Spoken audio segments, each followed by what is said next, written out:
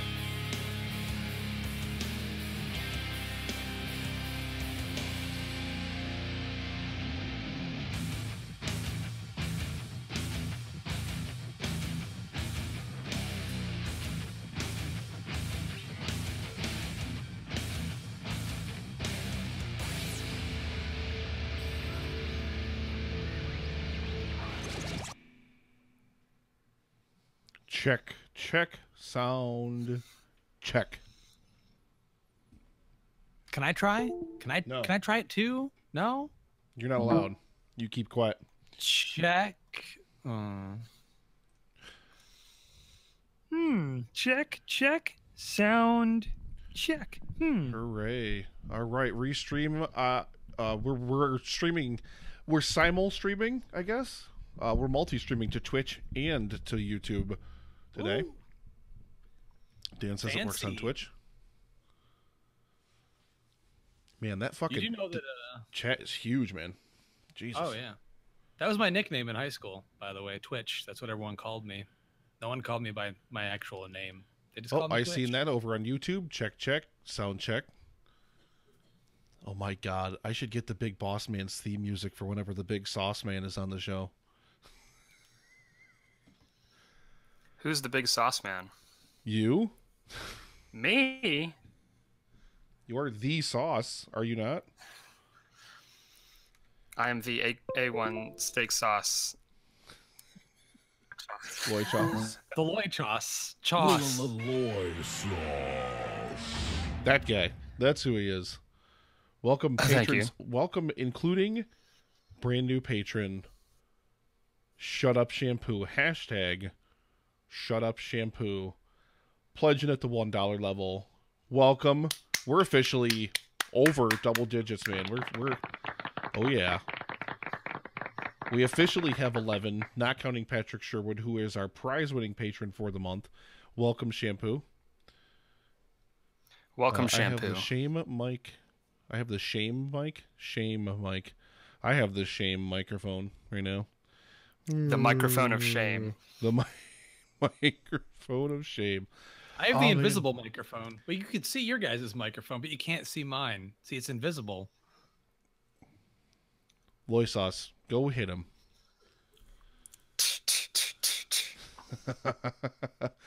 And yes, welcome those of us, those of you out there who are joining us on Twitch and on YouTube. This is actually pretty amazing that I can multicast to all of these places. That's super fantastic. I'm gonna have to play around with this chat though, because I'm not super happy with the way that chat looks. Let's see. What if I do compact? Yes, much better. Oh my god. Yes. Wait for it. Yes, thank you, Dan. This is all Dan Brennick, by the way. Dan of the Netflix and Swill podcast. We love those guys. Netflix and Take Pills podcast. Oh no. If Dan doesn't find a job soon, that might be what they resort to. I mean, I guess a lot of people watch Netflix, and depressed people watch Netflix too. It's not just healthy people, healthy-minded people. People take a lot of pills. I speak from personal experience. As do I. The pills I take now are No, just being depressed and watching a lot of Netflix. Oh. Well, yeah, that's like 75% of Americans, so... Sure, that makes sense. I seen that. I probably could get the stream up over on Friendster, but I would have to pay through Restream. Restream, I think, only lets you have 2. Yeah, I think they only let you have 2 services before they start trying to charge you for having multiple services that you're streaming up to. You guys will have to let me know how the stream quality is. I'm streaming officially with brand new fancy internet. I have already done this before with gaming and stuff like that, and been streaming in HD without dropping any frames. So far, OBS is looking pretty good. So, yeah, you should be able to see all of our pretty faces that much more clearly. Justin is no longer pixelated in this disaster. This is what he actually looks like, ladies and gentlemen. I know. I gotta do it. There you go. That's what he looks like, guys. I'm sorry. Sick burn, bro. I Thanks, love Loy myself. Sauce. I'm very full of myself. Everyone knows that. So That's very true. You know. nothing can touch this rhino. Like, you can't penetrate the rhino skin. It's not going to happen. All right, I need to restream chat. There we go. Okay. We're going to just change the chat over so it's going to be condensed. So it'll look a hell of a lot better. So there we go. Homeless. Who's homeless, Dan? Yes, welcome patrons, and welcome everybody who's joining us streaming. The Hopster's True. homeless. Restream.io, Dan, I don't know. I didn't play around enough in there. I just basically got it signed up enough to do Twitch and do everything else. So I'm not 100% sure, but... So there we go. We're live. So there we go. Here we are. We're live. We're doing Lies. the patron-only segment No. of the epic film... Frog. Yeah, there you go. That's the word I was looking Oh my God. for. Guys, Podcast. Justin, you got to do it. You got to do it. Ready? I got a special thing. You'll only see it if you're on the stream. So you got to look at the stream. Special thing. I'm looking.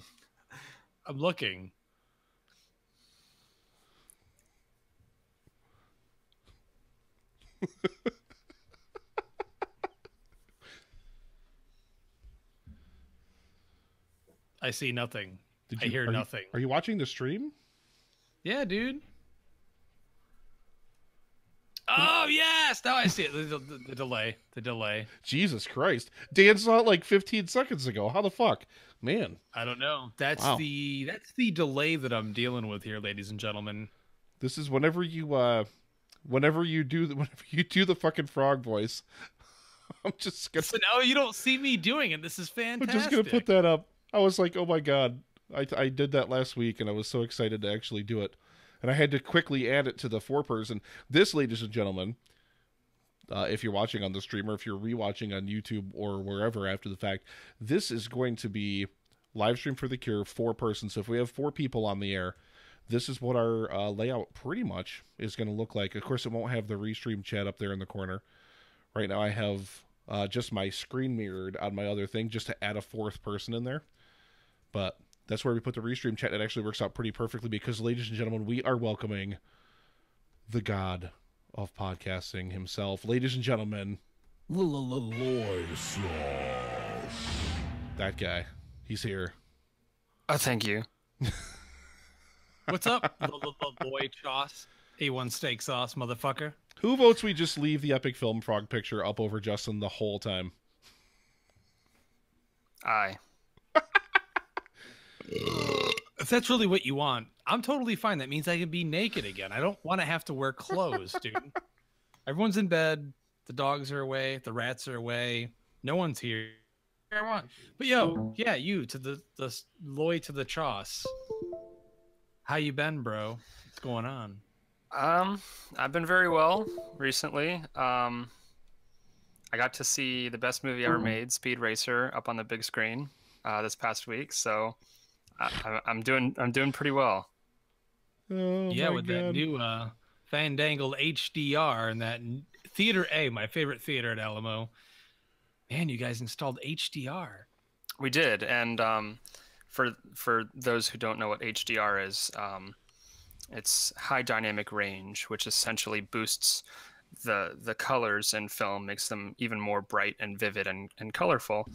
And we watched Speed Racer, which is one of the most colorful movies ever, in beautiful HDR with a 4K projector with Dolby Atmos surround sound, and it was glorious. Everyone had a great time. Yeah, I mean, I got a headache from it, but I enjoyed myself for your sake because I know how much you wanted me to be there. But no, in reality, though, I really pray that more films get sent to the Alamo with HDR for Theater A, because that's what I love and it's what I live for, and that's what Nick doesn't give a fuck about because he doesn't care. But I would totally give a fuck about it if I could have it anywhere near me, but I can't. No, so. Believe me, like Brian was just telling me. I mean, they just got it there, so this is a new thing that's just being added there. The first movie we showed with HDR.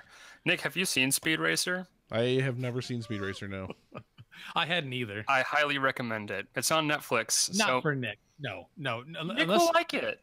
I think Nick would like it.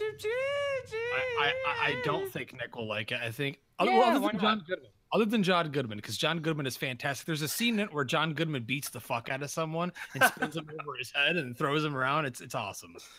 Hang him, kill him, hang him, hit him. Is it like he also has a fake mustache in the movie, which looks really fake, but I still like it. Oh sure. I don't know. I love it. There's not a shred of cynicism to it. It's very joyful and fun. It's like a live action cartoon, basically. So if that sounds good to anyone, they haven't seen Speed Racer, it's on Netflix. Maybe they should cover it on the Netflix and Swill podcast, but at any rate, I think it's fun. Can the Pope's dick fit through a donut? Yeah, I've tried it. Well, you said it's like a live action cartoon. I know that Nick really enjoys watching children's cartoons, so maybe he'll enjoy it. I don't know. Maybe he will in the end. I don't know. It's crazy, right? I mean, am I being an asshole? Okay, I feel like everybody in the room is looking at me like I'm the buzzkill. Yeah, unfortunately, Schindler's List won't really look all that great considering it's black and white, but a lot of black and white films are going to still get the treatment anyway, so studios don't really care. They're going to slap a sticker on the Ultra 4K Blu-ray and be like, yo, this has HDR. Spend $15 more on this versus the regular version because you're stupid and you'll pay for it. I refuse to watch the Wachowskis after Jupiter Ascending. You refuse? Holy fuck. What a piece of shit. I mean, I'll watch Speed Racer because it was pre-Jupiter Ascending, but like anything that they do afterward, I'm going to be really, really hard-pressed to drag myself to a theater. Well, see, not even going to lie. Go ahead, Justin. No, you go ahead. I was just going to remark that at least Jupiter Ascending was trying to do something different and unique. It was terrible, but it was enjoyable in the sense that like it was so weird and gonzo and Eddie Redmayne's dreadful over the top. Oh god, I loved Eddie Redmayne in that movie. No, me too. I loved him in that movie. Me too, because he was the only person with any kind of energy or life in his performance. Mila Kunis just has the 1,000-yard stare, and then Channing Tatum is like grumbling his way through the film. And the performances are just dreadful with the exception of Eddie Redmayne, who's glorious. Glorious performance. Oh my god, he's so absurdly over the top. I mean, you can't help but love him at least a little bit. What? You can't help but love him at least a little bit because, I mean, this is after... Wait, did he do... I think he did that performance after he did Theory of Everything.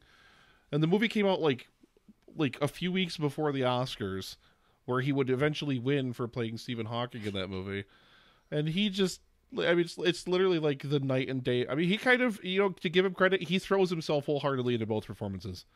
They're completely different types of performances, but man, does he give it his all. The way that I looked at it when I watched that movie is being a big fan of 80s cheese fest science fiction and fantasy films. He perfectly embodied that cheesy one-note generic villain you got out of a ton of those crappy, like the low rate, like the shit that you couldn't even find at Video King and Blockbuster. You know, you had to go to the mom and pop store and they had a random title you'd never heard of. And you're like, the cover looks cool. It's hand painted. I'm renting this. And he was that villain from that movie that no one watched. Yeah. And that's why I liked it. Yeah. And you know what he was trying to do? Because the character in the film, I guess he bathes in semen, right? To make his like skin look younger. I mean, That's what happened in the movie, right? Yeah, exactly. So It's like Madonna. Madonna like sleeps in like a plastic suit with like lotion in it, so that her skin looks young. Anyway, my point is, so the character that Eddie Redmayne's playing is that's a real thing. You can look it up. Eddie Redmayne's character in the film is like an 800-year-old man in like a sexy, like, smooth Eddie Redmayne body, right? Smooth ginger he was body. playing an 800-year-old man, and he did so perfectly. Like his voice, he was like, like it was a really like raspy. I don't know. I thought it was brilliant. You should dress up as that character for Halloween this year, bro. Oh my God, do it. I will. I want you to do it. Yeah, absolutely. I'll go shirtless, and I'll have the collar up, and I'll like prance around like Eddie Redmayne did in the film. It'll be amazing. I can't believe that our patron only segment right now that we're live streaming to the public, we're actually talking about Jupiter Ascending. This is That's thing. right, man. You don't even get Jupiter Ascending for free. You gotta pay. We should devote our podcast. Our podcast is now a Jupiter Ascending podcast, where every episode we just talk about a different aspect of Jupiter Ascending. We all just have to talk in the Eddie Redmayne voice. Can we talk about those skates or whatever the hell they were that Channing Tatum wore? Those were cool. Around? Those were cool. Those like rocket skates. Cool. Yeah, they were cool if you're an 8-year-old boy. Which you know that sometimes I know. That's why I love Speed Racer. I know exactly. God damn it.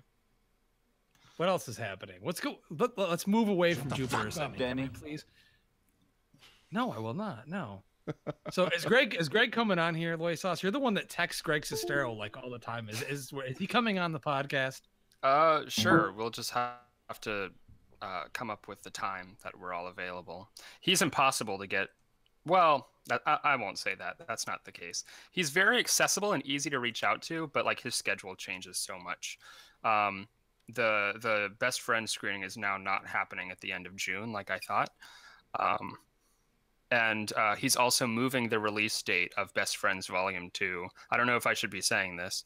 I guess it's patrons only, so it's all right. But Volume 2 is now coming out in the fall. I mean, it is, but we're also live streaming to Twitch and YouTube right now. So. Oh, okay. Well, good job, Loy Sauce.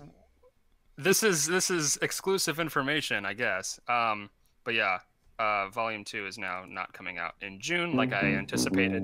Yeah. That makes me super sad, honestly. Yeah, me too. Because when we were going to have him come on or come back for June, but Volume 2 was supposed to have already come out before that, and now that's not going to be the case. So it's just going to be a Volume 1 screening, which is unfortunate. But they just completed filming like a few weeks ago for Volume 2, so I was like, that's a really quick turnaround time. And I wasn't sure if they were going to be able to get it done in time. I don't know exactly the ins and outs of all of that, but it'll be literally just all of the reel that they shot just assembled in one long cut with everything in between, all the cuts, all the actions, everything just all in there. That's basically what Volume 1 was. They're going full meta. All I know, I damn well better hear Ninja Man like, at least 5 or 6 more times. I want to hear that a lot. I need to get Ninja Man on the soundboard. That's what I need to do. Ninja Man. You do. That's a great one. That's one of my favorite Tommy Wiseau lines ever. Because he's so charismatic when he says Ninja Man. I mean, I don't know. It's a great performance. It is. It's the best thing about that fucking movie. Just to be frank, it's true. A movie where Tommy Wiseau is actually really good in it. Yeah, he's natural in it. You can tell he's not. There's nothing forced. It's just him at his best. Well, that speaks to the brilliance of the character also that Greg had him play, because in The Room he's like he's playing the Tommy Wiseau wrote himself as like the all-American boy next door, and he's like not that kind of person at all. Stop ganging up on me. Exactly, Denny. Exactly. But then in Best Friends, Greg wrote the character for Tommy Wiseau appropriately in that he's a creepy mortician, which is exactly the kind of character that Tommy Wiseau should play. That is 100% correct. And I think that's why it works. If he was playing any kind of other character, I don't think it would necessarily work. Yeah, very. If I very die fair right point. now, will you guys promise that you'll get Tommy to play me in a biopic about me? Yes. That would be great casting. Thank you for following, D-Man. I fully endorse this. I endorse all of the things. Yeah, all my alerts and notifications are live, although I don't think you guys can hear them still. No, I cannot. I don't know if I'm going to be able to fix that because I can't. I don't know why. Because it should be coming out through the. Oh no! Well, no, because I'm no. Never mind. I know why. There's nothing I can really do about it. Everybody else can hear them because they're going through the stream, but you guys can't hear them just because you're on the air with me. And that's about it. I can't hear a goddamn thing, boy. I'll tell you right now, I can't hear a fucking thing. Why does the frog sound like that? There's no frog. I don't know. There's no frog. All I see is the frog. All I can see is the the Epic Film Frog. There's an alligator named Elvis. He's chained up on my fucking boat because I'm undercover as a drug crazy cop that kills people. A drug enforcement frog? Yeah, drug enforcement frog. Who I do coke off the top of Is the this like the alligator's land of head. Zootopia? I don't even know what's going on here. There is no spoon, it's only the frog. I'm not even one drink in here. How much longer are we going to give the patrons this nonsense? Oh, They don't 23 get minutes anything. in. They don't get nothing. Hey, Nick, I have a question for you. I'm so happy I have you as my best friend. Yes? Thank you. I was wondering if you had watched any of the other Death Wish films yet. I wish I had. I wanted to last week when I got my call out, but unfortunately I did not get the chance because I was working on Livestream for the Cure stuff legitimately the whole night. I really wanted to because I was like, oh my god, I don't have any movies. I'm not going to have anything to do all night. And then I remembered I had my flash drive, and I was like, oh my god, I can watch all 5 Death Wish movies tonight. And then I was like, oh, I just didn't have time. I was You busy even sent me a setting up auto picture. tweets. You got me excited by it. I know. I showing sent it me to the Justin. I was like, photo look at what I have. Yeah. And I felt like I was going to be watching them with you, like vicariously. Anyway, how is your sex life? Pretty good actually, to be honest with you. Is it? Better than it was 2 weeks ago. We don't want to hear it. I don't want to hear it. I definitely don't. I don't want to look at him. Get the frog back in here. There he is. I don't know. I had to find that Spaz Kermit gif just so I could. I'm so happy to have you as my best friend. It's so much better when the frog's on the screen when he does it. Oh my god. It makes it so much better. I love you, Miss Piggy. Oh my god. Yeah, I had to find the Kermit Spaz gif. What fleshlight did you jerk off into, Justin? Yeah, Justin. I don't think they can see your comments, Dan. Or maybe they can see them if they're watching the stream feed eventually, but they're not on Twitch. I'm not looking in the box of the top right corner of my screen. I'm only looking at the comments that are in the chat on the YouTube. So if Dan's there attempting to do his weekly harassment, so Dan's over in Twitch trolling you. Thank you, Dan. I need the views in Twitch more than on YouTube. What's a fleshlight? Fleshlight? That's a thing? Is that like a thing that Dan uses? I don't know.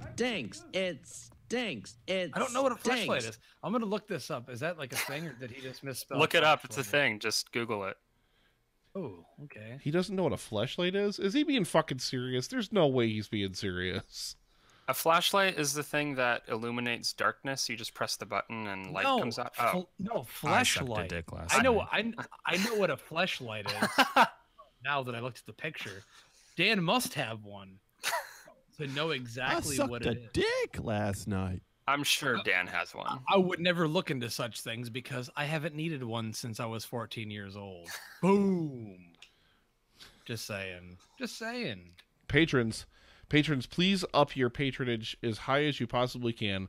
We're going to save up that sweet, sweet Patreon money, and we're going to get Justin his very own Epic Film Guys branded fleshlight. It's actually going to have a picture of Epic Film Frog on the side of it.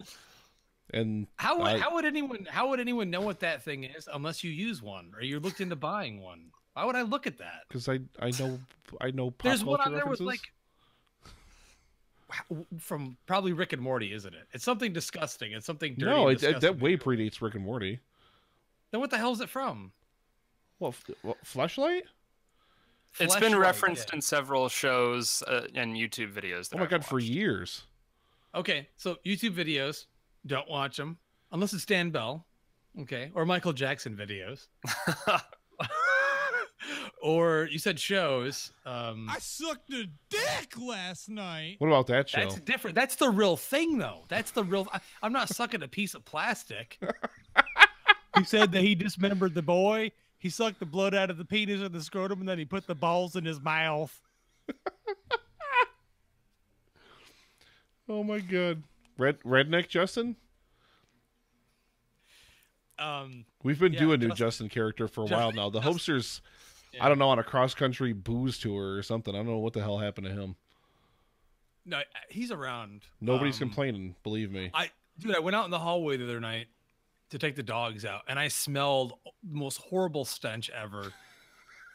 And I smelled Mr. Boston. I know no one in this apartment complex drinks Mr. Boston. They're either too high class or they're Indian, and Indians don't drink Mr. Boston. So, yeah, he must have been around. I think he came to the door. He must have passed out on our welcome mat for like an hour, and he didn't like make any noise, and then he left, or someone dragged his ass out of here. I don't know. So he's around, dude. He's not gone. He's around. Oh my God. Nick, when you do get around to watching the Death Wish films, you have to let me know what you think. Oh, 4 and 5. Especially 3 and 5. He's watched 3. He loves 3. I already watched 3. Oh, that's right. I forgot you. Yeah, I fucking love 3. I watched 3's the greatest action spectacle of all time. That's damn right. Damn right. I told you this, Loisos. You know, I forgot. That's right. But 5 especially. 5 is mostly boring except for one scene, which is the funniest thing I've ever seen in my entire life. And Justin can vouch for this. I probably have not laughed harder in my entire life than this one scene in Death Wish 5. It's the only time anyone has physically forced me to rewind so they can rewatch the scene again. I remember you told that story a few weeks ago on the show. That was fucking hilarious. Was that a few weeks ago, or was that like 5 months ago? I don't even know. I do not remember. It's so weird, dude. I'm looking in the live stream and I'm seeing my wife behind me. Then I look and she's gone already because of this goddamn lag. Weird. I don't know how long the delay is between Restream and then the streaming services. Like, I don't know how long that whole thing is. So we're still playing with this. But this is going to be great for the live stream for The Cure because it's more coverage. It's just going to be more places you're going to be able to watch the live stream for The Cure. You're going to be able to see everything. I've got some more news to talk about for live stream for The Cure coming up on the main show. So that's going to be coming up very, very, very soon. A couple more shows have joined the proceedings, we'll say, which is going to be really, really fun. And it's going to be a fucking blast. It's going to be absolutely amazing. How are you going to stay sober during all of that? How are you going to do that? What's that? How are you going to stay sober during all of it? Pace yourself. I'm not going to drink the whole time. Nick pace himself? Really? Never seen that before. Never seen it. I'm not going to drink the whole time, but some of the time I definitely will. All right. Is everybody ready to roll over into the main show? We've got a few things to talk about tonight. We're actually going to be rolling in the Marvel Phase 3. Marvel Phase 3 is going to be our whole show, and I think we should fold a discussion of what we're looking forward to in Infinity War, which all of us will have seen by this time next week because we'll be reviewing it right here on the show. So I think we got to talk about it. I'm seeing it tomorrow night. Die. You're just smart. What the hell? Where's my invite? Where's my invite? You're not invited. You can't watch it. Man. Wow. I'm sorry. I know the address of the McAllister house, a.k.a. Loy 1, A1 Steak Choss, whatever the fuck you're called, your house. He's watching it in a giant projector screen out in his backyard. I wish. I'm not seeing it until like Saturday or Sunday. I can't remember. Saturday or Sunday. Don't feel bad, dude. I'm not seeing it until Friday. So I can do a blurb, or I can maybe even do like a. Do your blurb, but then Nick will he'll comment, not comment, but he'll like it on the Epic Film Guys page, but he'll always do a laughing face. That's what he does on any of our. I do it to troll Justin, so he doesn't know what I think about things until we talk about it on the show. Either that, or I'll do like mad faces on purpose, like just to rile him up and shit. I didn't know that you knew that actually did that. Yeah. That's how I do, man. I dedicate, like, literally, this show is still so much fun to do just because I get to troll you all the time. And you troll me just as bad, so I don't want to fucking hear. Oh, no, I do not. No, he does not. I do not. Let's get to that main show. No, I do not. Let's do the main show. All right. Let's do the main show, motherfucker. Damn it. I wasn't ready. I got to have a shortcut key just on the ready for when he does the Epic Film Frog, so I can just hit it. And then all of a sudden, as soon as the voice starts, Kermit starts flailing. Just going crazy. Like I said, let's hope the Hopester doesn't somehow impregnate Epic Film Frog and make it an Epic Film Hopester Frog thing. Jesus Christ. What would that sound like? The Hopester fucking the frog? Yes. I think we're going to leave you on that note, patrons. Hopester fucking a frog. I think it sounded a little something like this.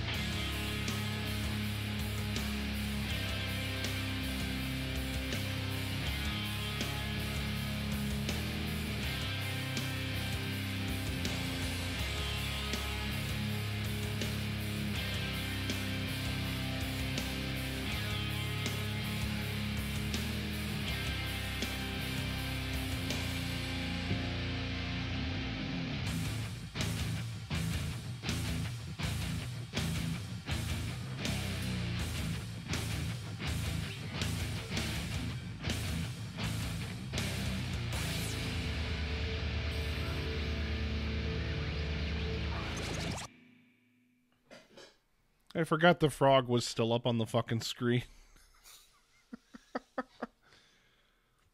Oh my god. All right. My wife's feeding the cat, so hold please. Let me play some holding music. Hang on. What do I have for hold music on here? Hang on. Get some elevator music in this bitch. What do I have? Get the organ music from Monty Python and the Holy Grail. God damn it, Loy Sauce. What?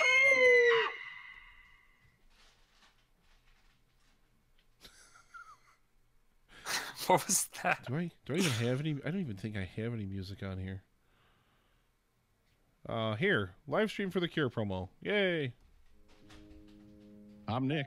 And I'm Justin. We are the Epic Film Guys, and we'd like just a moment of your time to talk about an extremely important event coming up this May. Last year, we hosted the Live Stream for the Cure, a 12-hour live stream fundraiser where we raised $2,500 for the Cancer Research Institute. 86 cents out of every dollar raised goes to research toward finding a cure. And this year, we're aiming to smash that goal, and we need your help to do it. Join us from May 18th through the 20th for 30 hours of amazing live stream content from us and a whole host of amazing podcasters who will be joining us to try to reach $5,000. For more information, please visit www.livestreamforthecure.com. Together, we can make a difference.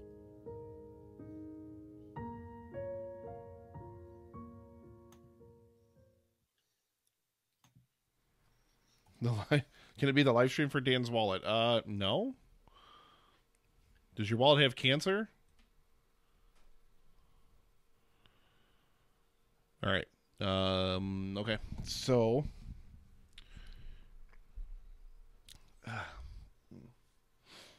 Sorry, my throat's fucking like murdered right now, so I'm trying to like survive through. Okay. All right. I am going to do live stream for the Cure stuff right at the very top of the show too. That way, for any of the people that are catching us for the first time because of the feature. Sure. So do that, and then we'll jump right into what we've been doing, the movie stuff I want to talk to, then do thumbs, then do what are you drinking, then we'll go into. Yeah, baby, you got this. Look at him. Look at him. I don't know what Babyface is over there doing. Babyface. I just Babyface. Ninja Man. You guys. He's texting a sexual partner that he's probably on interested in. Grindr right now. He's on Grindr all the fucking time, dude. That's not true. It totally is. It's You've been so sitting not on the true. couch watching a movie. I've looked over and you've been on Grindr. That's- or Tinder, whichever one. But I think you've been on Grindr more. Loy often Sauce, have than you been not. eating those goddamn true. Russell Stover dinners again? I have. I had one just the other night. It was delicious. So chocolatey, so rich, and the my chocolate flavor. Because that's what Russell Stover's is, Justin. It's chocolate. Russell No, it's Stovers. not. It's not. It's those microwavable dinners with like 600 milligrams of fucking sodium in it. I eat very well. I eat fresh foods most of the time. I eat A1 Loy steak sauce. That's right. You Yeah, eat you him do. all right. That's all I Eat eat. him. He tastes young and fresh. He's not tainted. It's delicious. But sometimes it's like really salty if you get him mad.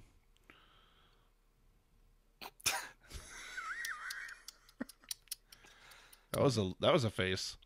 Justin, how's that beer? That was a I'll face. talk about it during What Are You Drinking? I Ooh. took a chance with this one. This isn't an Aslan or any of my fancy ones.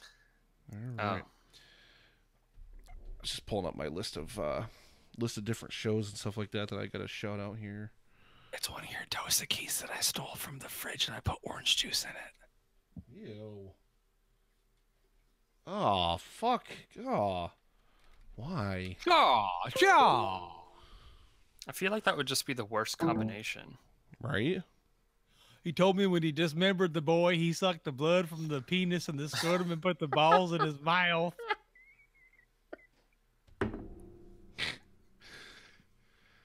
Oh, fuck.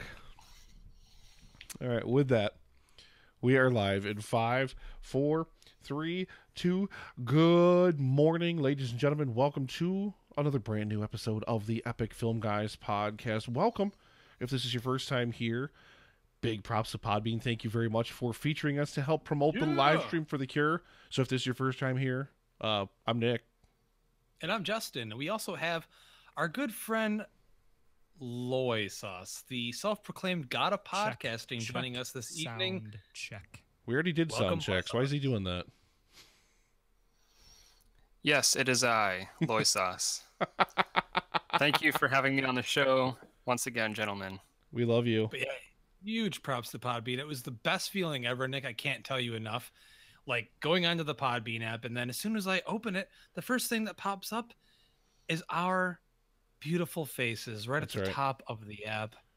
Seriously, though, in all absolutely seriousness, beautiful faces. major props to them. It's awesome. We appreciate all the support you guys are giving us. Yeah, it's so great that they're willing to feature us just for the live stream for The Cure.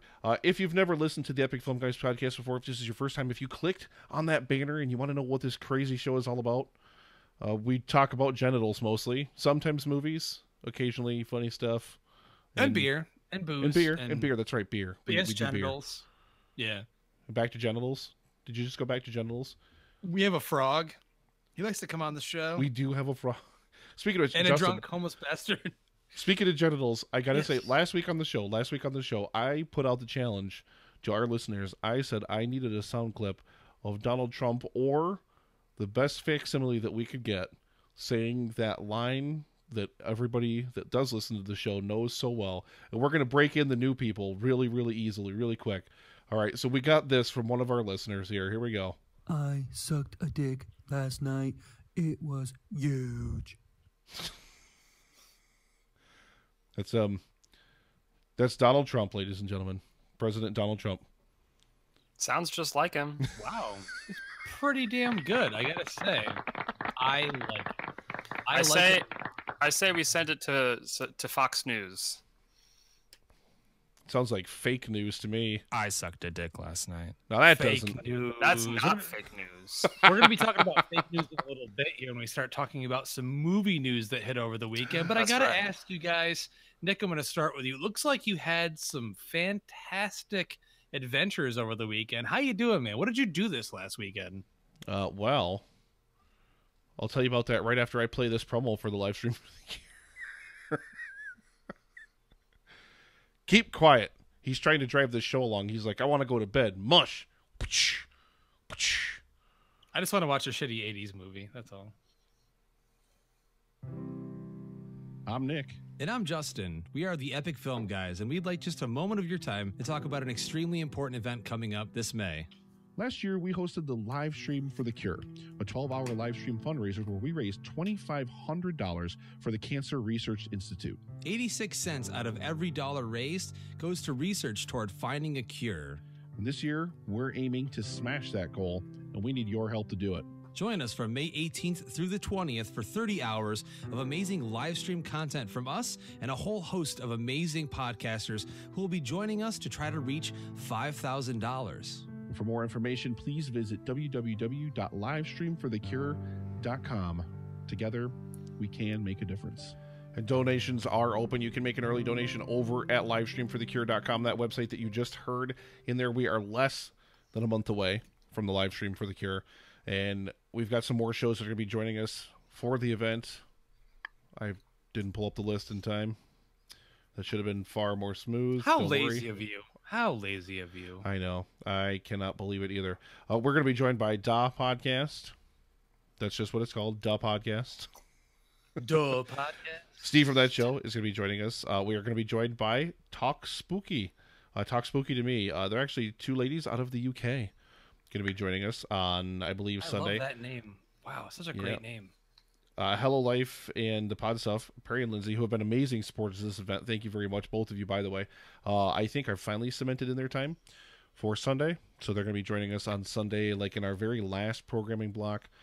We are at $225. So if you're watching this, and we actually have this live right now, ladies and gentlemen, on Twitch and on YouTube. We are multicasting. We're literally spreading across the internet like so many fine herpes. We are at $225. And as of right now, as of recording day, we have 26 days to go until the event begins. Or actually, no, that's until the event ends. Yeah, I think that's through the end of the event. So we are 4.5% of the way toward our goal, gentlemen. And I know a lot of people are really, really excited. We've already sold a bunch of merchandise. Yeah. Which I'm wearing right now. Justin's amazing logo adorning this nice gray shirt that I got from Redbubble. Redbubble has been running crazy kinds of sales, even though Redbubble responded to my fucking emails. God damn it. I emailed them asking them for, I'm going to have to just start bombarding them on Twitter and being like, I'm just going to add them. It's going to happen. Verbally harass them. It's the one moment in time where it's actually... you should be able to verbally harass them about such a situation. That's right. It's a positive situation. Yes. Give us the damn coupon code. Hopefully I'm just going to keep that outreach. We got like 3 weeks to go. Outreach. We're just beating those streets, getting the word out there. And so many of you have been amazing. Stickers will be on their way by the time you hear this, unless you're watching it live, of course. Stickers have already made their way and they're going to reach my house tomorrow, which is going to be amazing, and I will get those out to everybody. So hopefully everybody will have their stickers. Get ordering that swag, please, please, please. 100% of all of the profits from all of the Livestream for the Cure merchandise over on our Redbubble page. That's redbubble.com/people/epicfilmguys. 100% of the profits from every single thing that we sell goes toward Livestream for the Cure. I think with everything that we've sold so far, Justin, we've raised somewhere in the neighborhood of like $45 or so. Something like that. Hey, man. That's not part of the total here yet either. So keep that in mind.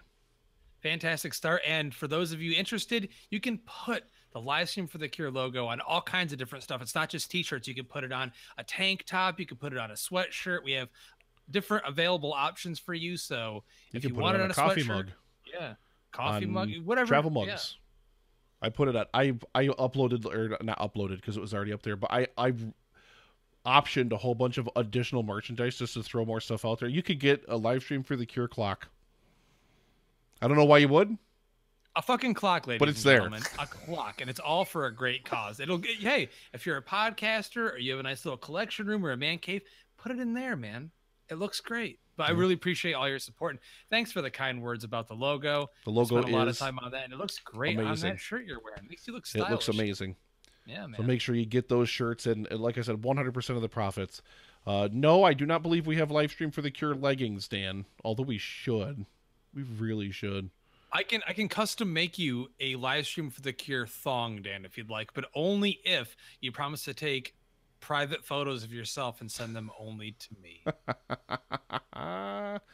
Oh, but Justin, you had asked me a little bit earlier on what I had been up to, and you asked me that very leading question because you knew I had a big weekend and you wanted to hear me tell you all about it. So I will do that after I talk to the Sauce, because it's been a while since he's been on the show. Sauce, as he touches himself, touch your head. That's right. Brush that hair. Brush it. He's touching something, all right. Yeah. Sauce, Loy Sauce, A1 Loy Steak Sauce. How are you, my friend? How have you been? We've missed you on the show. Loy Sauce. Love playing that. Yes. Well, thank you, Nick. I've been doing really well. Not too much new to report. Just working and programming some awesome films at the Alamo Drafthouse in Ashburn, Virginia. If you go to the Alamo Drafthouse in Ashburn, Virginia, you get to see the Sauce. And what did you guys do? Was it part 6? Friday the 13th, part 6? We did part 4. Part 4, yeah. I don't know numbers of horror sequels. It's all good. So we showed part 4, the final chapter, which is the best Friday the 13th movie, on Friday the 13th. And it was a fun event. Everyone had a good time, and we filled up a theater full of horror fans, and it was great. Yeah. And if you're listening from that event, welcome. Thank you very much for joining us. And we also showed the greatest film ever made, Speed Racer, this past Wednesday for its 10th anniversary. So that was a lot of fun. It's hard to believe that movie's 10 years old already. Jesus. I know. It's crazy to think so, man. Honestly, and I know that when I sat down to watch it, I told him, I'm like, I'm coming for you. It's a movie you like, and they just installed HDR into the theater and a new bulb into the projector and everything. And I'm like, it's my favorite actual theater there at Alamo. It's got the Atmos. I'm coming for you. And I'm like, wow, I can't believe it's been that long since I like specifically skipped this movie in theaters. Because I remember seeing the trailers and I'm like, nah, not doing it. And I actually grew up like Cartoon Network, Nick. I'm not sure if you remember or not, but Cartoon Network used to play the Speed Racer cartoon all the time when we were kids. So I actually watched it once in a while when I was a kid, but pleasant surprise. It gave me a fucking headache, but it was a fun time nonetheless. It's just so colorful. So much shit's going on in it. But yes, it's so dense. Every frame has something going on in it. So nice. That was a Star Wars prequel reference. But anyway, yeah, it's not Shakespeare. It's not high art. It's just a fun little flick, and it's on Netflix Instant right now. I said as we were getting ready to record that the Netflix and Swill podcast should do something with it, because it's on Netflix now. That's their wheelhouse. Exactly. Fist Yourself just turned 1 year old last week.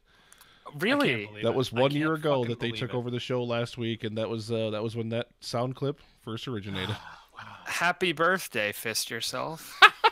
Actually, it's crazy because a picture showed up on my Facebook, like an anniversary picture of myself and Dan, and I had like that hobo beard, and it was for your bachelor outing, Nick, and I was wearing the Crazy for Swayze shirt, and it's me and Dan, and he's got his arm around me like he really wants to spend the night with me. That was when I watched half of Roadhouse, which I still have not watched the other half of. You the second half was the best part. We had to go to the strip club. God damn it, I love that movie, but Nick, people don't believe it when I tell them that story. They don't believe it that we got halfway through Roadhouse and that the power went out and that the power didn't come back on, so we just went to the strip club. Nobody believes it. They just think I shut it off or broke it or something. Honestly, no, God, that happened. That legit did happen. I mean, I was there. I saw it. I saw it all. It reached up did happen with his dead hand. Mm-hmm. He signed it in his own blood. We have lots of stories about the bachelor party, Nick, but that's not what we're here to talk about. You had a great weekend. It looks like you're drinking something pretty awesome in your hand, but it's not beer. I know that you did something cool. I saw all your pictures on Facebook, you and all your pals, the infamous Bill Sutton. What did you do, man? The infamous Bill Sutton, sponsor of the show, Bill Sutton.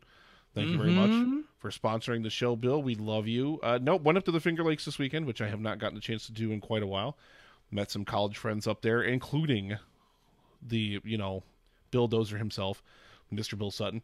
And yeah, it was really, really fun. I was the DD, so I only tasted at like every 4 places, but I've been up there so many times. I've tasted everything. Like, I already know what I want. I already know what I'm drinking. That. Yeah. And like, I already know, I already know where I'm going to go. But we did Airbnb. We stayed in a little place outside of Watkins Glen. I went to a Thai place for dinner. That was really, really nice, even though it got run down in reviews because it wasn't as good as the Thai place in Williamsport, which is apparently the mecca of Thai food. I assume, Nick, that we'll hear something about that on the restaurant podcast. No, but we will hear about the Rooster Fish Brewing Company on the Restaurant Podcast because I am going to record a review of that fucking... I'll leave it at that. Oh, yeah. Oh, that tower of mediocrity. Actually, no, you know what? I had the char grilled wings that they did for an appetizer. Really, really good. And, yeah. But, yeah, I bought a bunch of different stuff. I spent $140 on bourbon, and I don't feel one bit bad about it. You shouldn't, dude. It's the one thing that you said, like last week when we were talking about it. You go up there like what, once or twice a year at the most. Oh, you got to spoil yourself. You got to spoil yourself when you go up there. You know what you like. I've worked so much this week, or this month, I should say. I've worked so much overtime, so many call outs. Right, dude? Yeah. You know, I've finally gotten myself into a position where I've got a financial plan where I'm going to get ahead in like another month or two as long as I stay the course. So I treated myself to 2 amazing bottles of bourbon, which I will talk about in just a few minutes. But Justin, you always have the most entertaining and most grandiose weekends of all time. What did you do? Actually, what I did this last weekend involved A1 Loichos over here.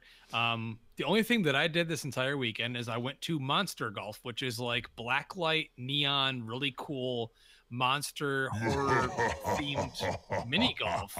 It's inside. It's fucking awesome. It's like the coolest shit ever. And it's only 3 miles from my house.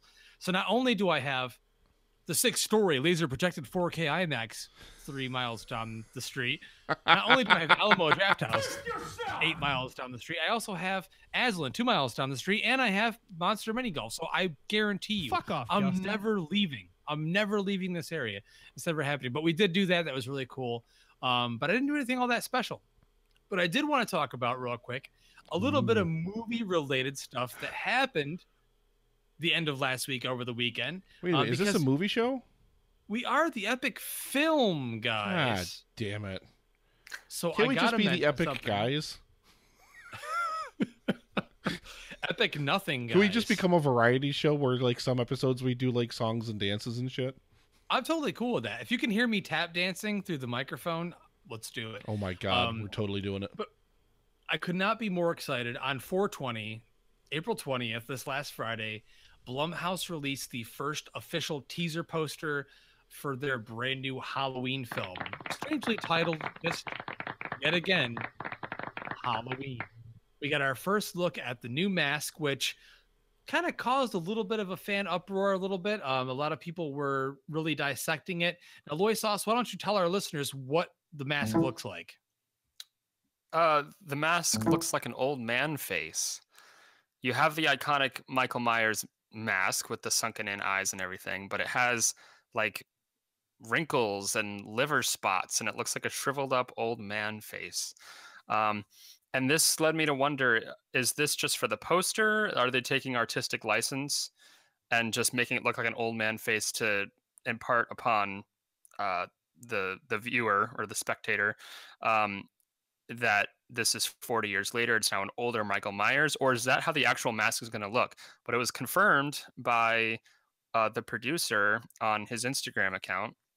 Ryan Turk, yes, he confirmed that this is the mask. It's the mask, which I'm okay with. Mask, which I love, actually. As a big fan, we've seen a lot of shitty masks in the franchise. Resurrection, Part 5, among others. Even Part 4, I mean, whatever. But I liked the poster. It's simple. It's effective.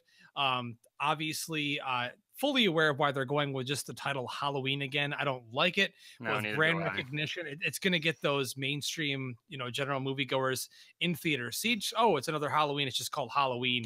So that's going to work for them.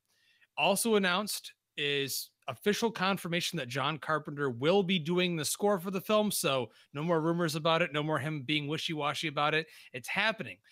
But as a Halloween fan, the thing that kind of drove me the most crazy, Brian and Nick, is over the weekend, a little minuscule horror movie news site called Horror Freak News posted what most people could consider a bogus news article, which has since been taken down due to the request of Blumhouse, that stated that there was a recent screening of the new Halloween film, a rough cut with a temp score, and that it was a horrible screening. Everyone hated it. There were a ton of negative remarks, that it's a big fail, it's a huge miss, that, you know, it's worse than Rob Zombie's Halloween. And it caused a huge, like... That's not possible. Well, it's entirely possible. It's entirely possible. I doubt it. Even though, news to our listeners, I did sit down with you and watch Rob Zombie's Halloween remake Friday night until 2 a.m, just because you had never seen it. But I hadn't seen it all the way through, no. But the reality of this is... That's a discussion for another time. This news hit, and then another news outlet, du-hd.com, posted another article saying that there was a screening and that there were great remarks about it. Then John Carpenter comes out and says, there hasn't been a screening. There's no cut even prepared yet.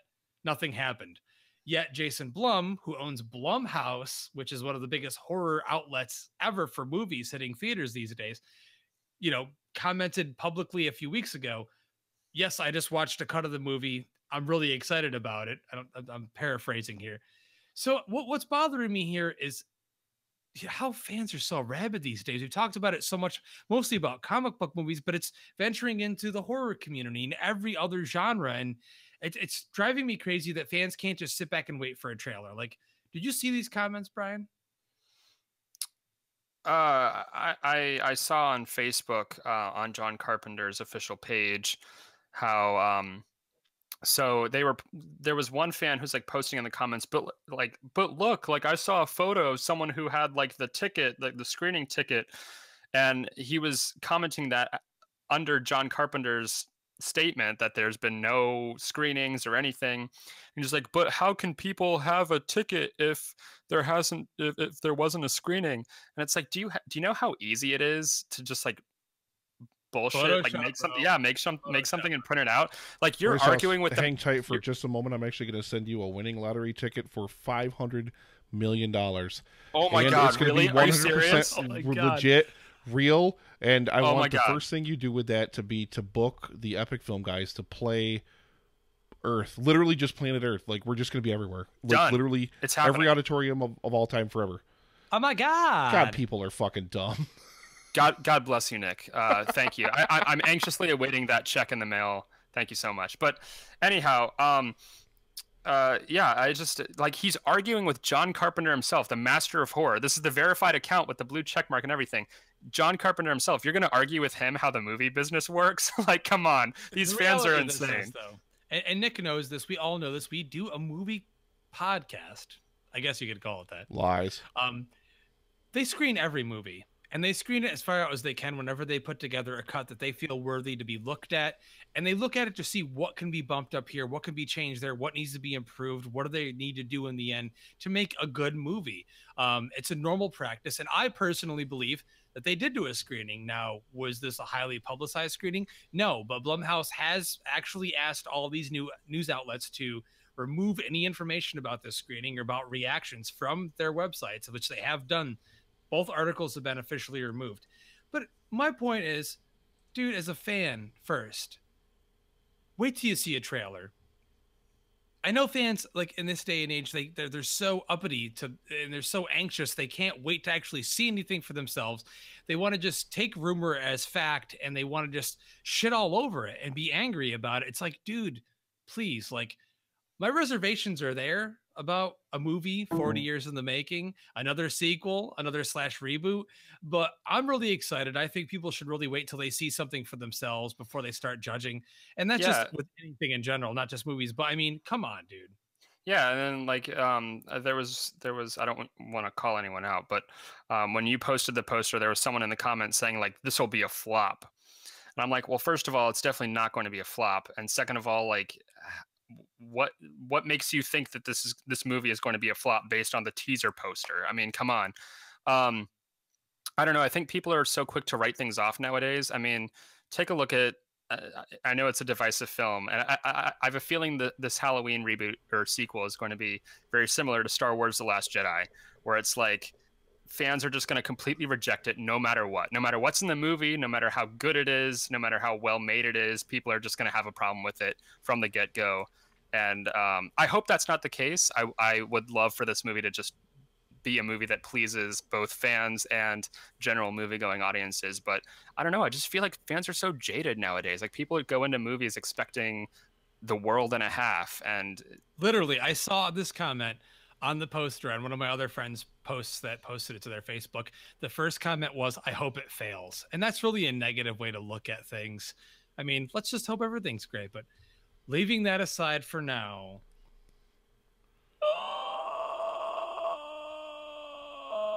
I think there's more that we do on this show, Nick. That scared the shit out of me. What the fuck? More things? Isn't there like other things we do on this show? All right. Well, ladies and gentlemen, we are live again on Twitch and on YouTube, so we're going to go ahead and roll into our stream-only segment. It's time for Thumbs of the Week. Thumbs up their asses. Thumbs up their asses. I love it. Son, this is what happens when you fuck a stranger in the ass.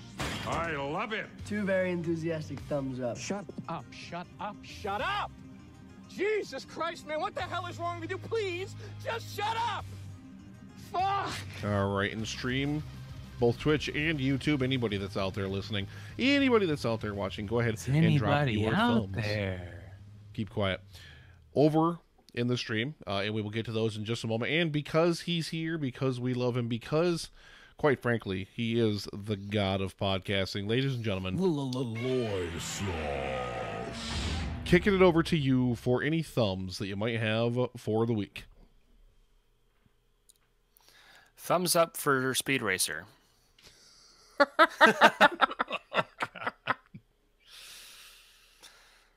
And that's it. That's all I got. I wasn't really prepared for thumbs. I'm sorry. I forgot that we did this segment again still, so. Man. God damn it. Check. Sound check. I don't know how that was necessary right there, but okay. Justin, I just love doing sound checks. I will kick it over to you, my friend. What do you got for thumbs for the week? Well, for me, huge thumbs up again to the Halloween poster, me being excited. Those of our listeners that have been listening for a long time, or at least the past 6 months, know that it is my most anticipated movie of the year. So any little bit of Halloween stuff is making me excited. And another thumbs up. This July, my yearly excursion, my trip will be to Martha's Vineyard, which is Amity Island of Jaws. And I've been looking up all the different locations, the filming locations of Jaws.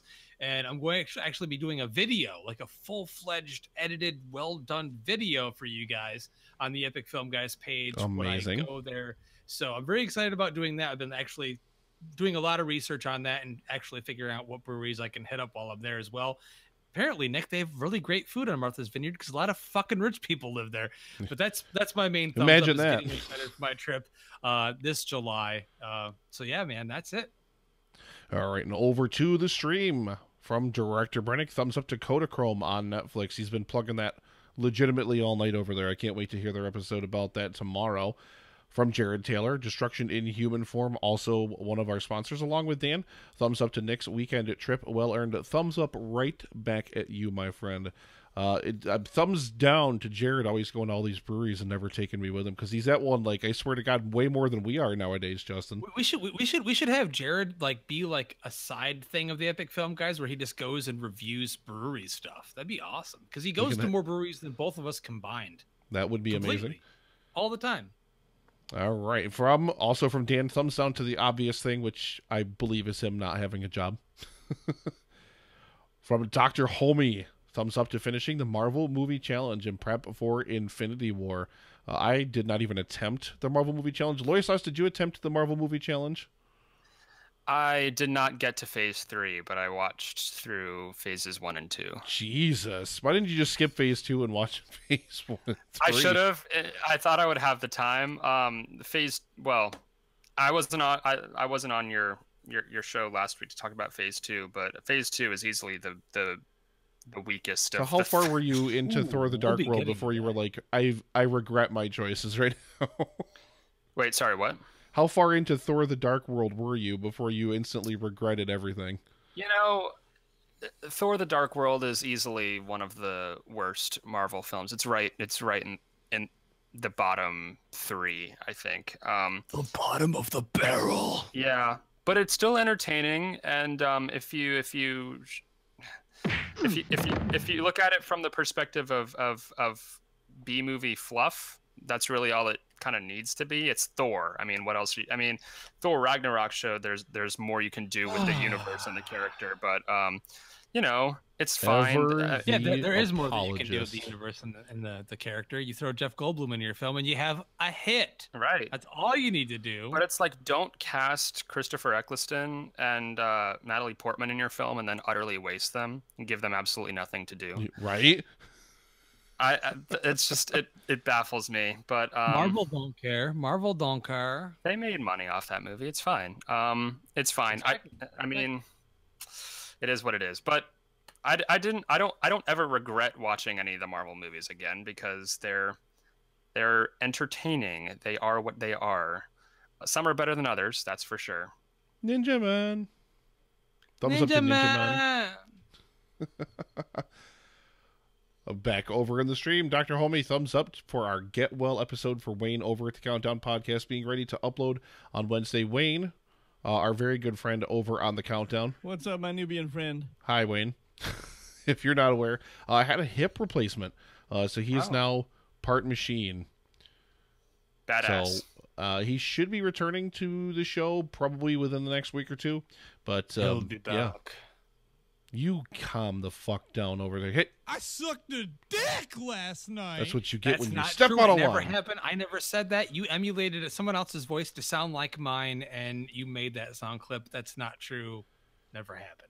All righty, and over to Jared Taylor. Thumbs up to Black Mirror. And we're going to go ahead and close the Thumbs of the Week. Thank you, everybody, of course, over in the stream. This is, again, a stream-only segment.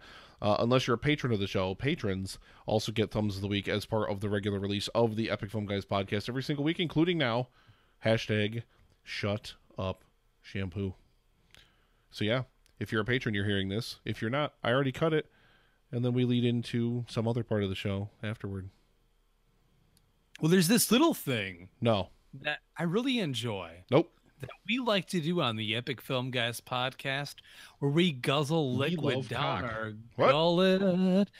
It's called. It's called.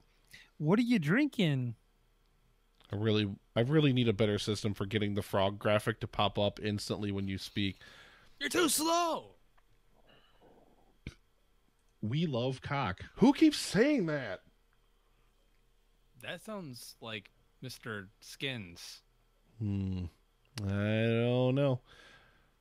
All right, ladies and gentlemen, what are you drinking? I'm back. Puke and rally. Woo! Give me a beer. All right, we have to get over to him, Justin, because you never know. You never know quite what he's going to pull out. Sometimes he'll pull out some Dos Equis, or sometimes he'll pull out some sparkling mineral water. I gotta know. A1 Loy steak sauce. Wouldn't it be great if he was drinking A1 steak sauce? What are you drinking? I think you made that joke already last time I was on. Aww. Yeah. We're quite repetitive on this show. Yeah. I'm not drinking shit. Sorry to. How dare you? You left I agree. Here. You left your rye whiskey here. You left everything here. It's all at Justin's house. That's where I drink now. I just haven't gone to the store to get more beer because I'm a responsible adult.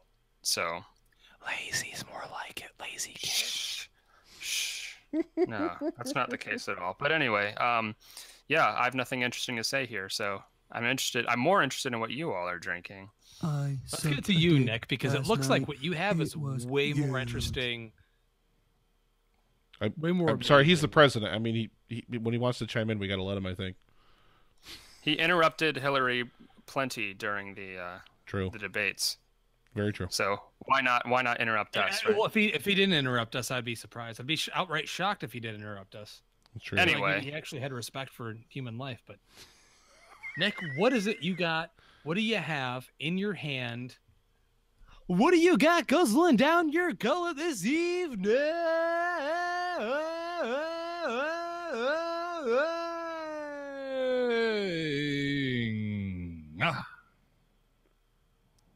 Nice.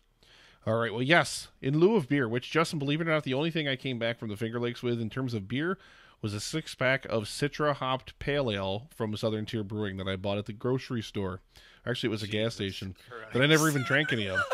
That's the only beer that I actually came back from the Finger Lakes with. I did not buy any beer. I did go to a couple breweries that I had never been to before, especially the Flirtless Brewery, way up. Like up past Hector and Romulus and everything like that. The brewers are really nice. Their beers are decent. Really nice people. Really great to talk to. So that was really, really interesting.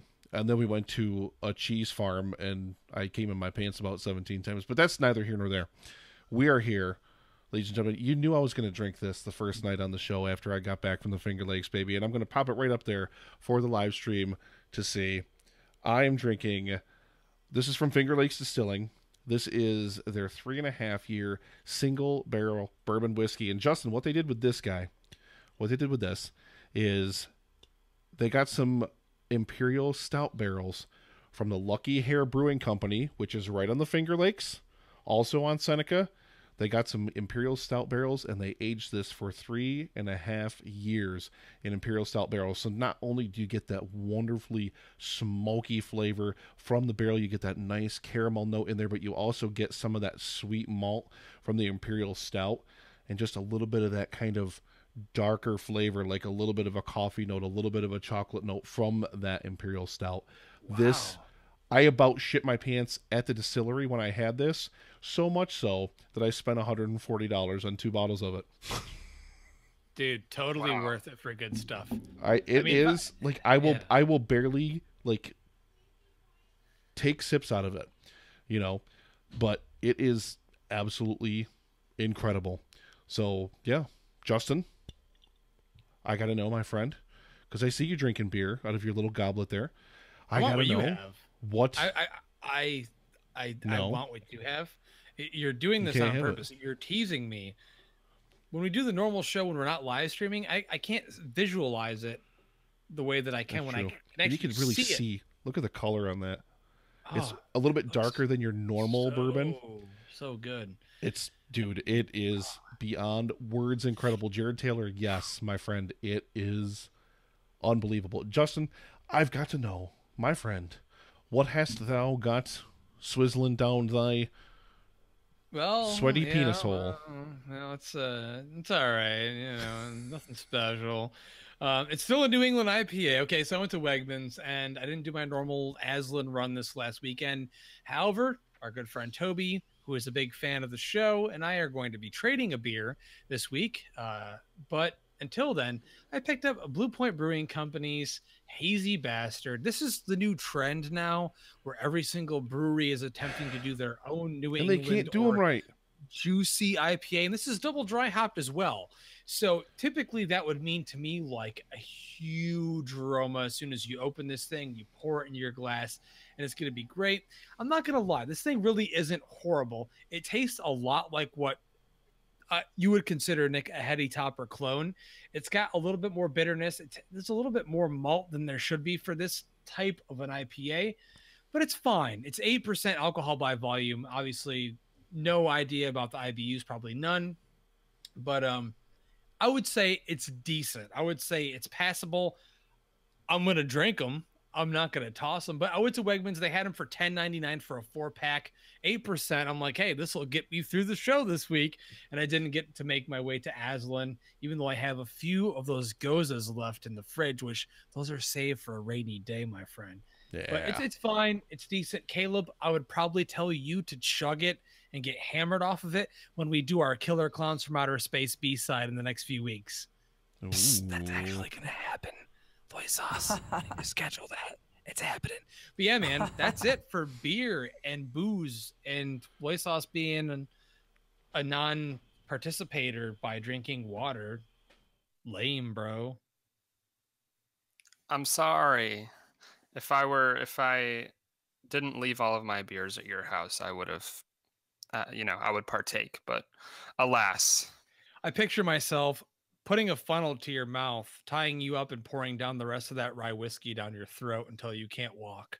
So that'll be your punishment, damn it. But that's it for our first segment, ladies and gentlemen. Nick, any closing words before we take a break and we move into our main meat of the show? Meat.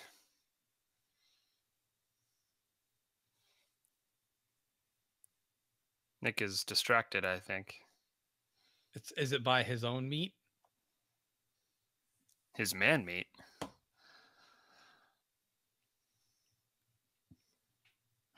I was thinking, I like meat too. That's why my spouse is Miss Piggy. Not only can I love her and hold her, but I can eat her while she's sleeping. Eat her alive. She tastes very good. So good that I think about cutting her head off at night and cooking her in the morning for breakfast. That's so disturbing on so many levels. I mean, think about it, dude. He's a frog. They typically don't eat meat, but I mean, he's banging a giant piece of pork. Are bugs meat? They are meat. They're okay, living. So yeah. Yeah, they're meat. Yeah, dude. They legit, that you can, there's a good protein out of certain insects. I mean, I don't know about just common houseflies or. I'm sure if you feed a frog. Depends what's in the swamp. Yeah, I'm sure if you feed a frog bacon, it'd be okay. Ooh, Jared, yeah. New England IPA from Sam Adams. I'm sure that was meh. Yeah. Ugh. They're trying. Sorry, you're in Boston. No, you're going to go to Treehouse or Trillium. Not Sam Adams. Did Nick come back? Nick, are we all alone? Are we going to know what to do with the rest of the episode without Nick? I don't think I can handle this, man. I can't do it without him. I really don't think I can do this anymore. I don't know. You're going to be all right there?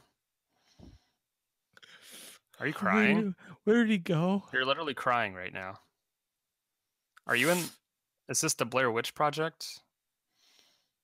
I can't go on without Nick anymore. I don't know what to do. I need to get a hold of myself. Drink some more beer. That'll help. I'll drink all your Dos Equis. Is that okay? That'll make me feel better, I think. If it'll help you stop crying, then please, by all means. Okay. I think I can handle it if I get myself boosted enough. Good. Good boy. Where is Nick? Did he forsake us? Oh, Nick's air is on. BRB. All right. Well.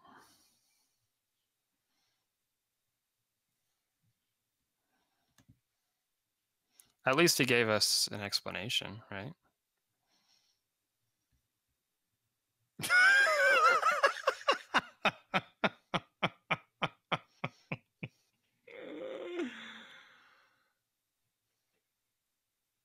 Soy sauce. It's been a while since we've done a B-side. Yeah, it has. It has. Sorry about it. I do blame you personally. Well, you know, we have a lot going on. I have all the time in the world to do a B-side. You're the one that holds them back. So anyone that's listening now, the two people that are actually in the live stream that can hear us if they can, it's all on you. It's your fault. You did it. You're wrong. Oh. He got rid of the wife complaining part. Now he's saying check, check, sound check. So PEPs, pussies, butt holes, Justin Escobar, some random outtake from last year. Did you actually say PP pussies or whatever? Yes, he did. Oh, okay. I'm going to go to the bathroom real quick, and then when we come back, we're going to talk about Marvel movies. Yay.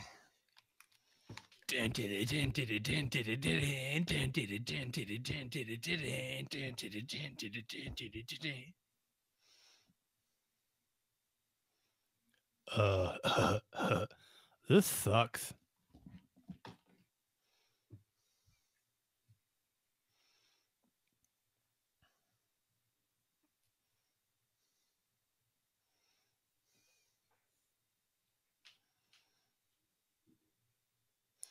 I don't get no respect.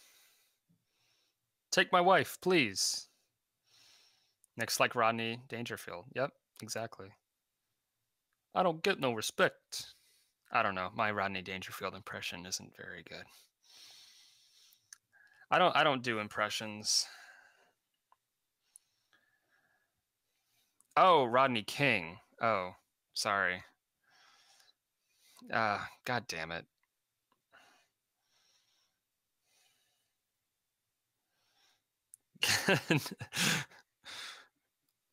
Is it because I'm alone and you guys aren't talking? Is that why this is the most entertaining stream ever?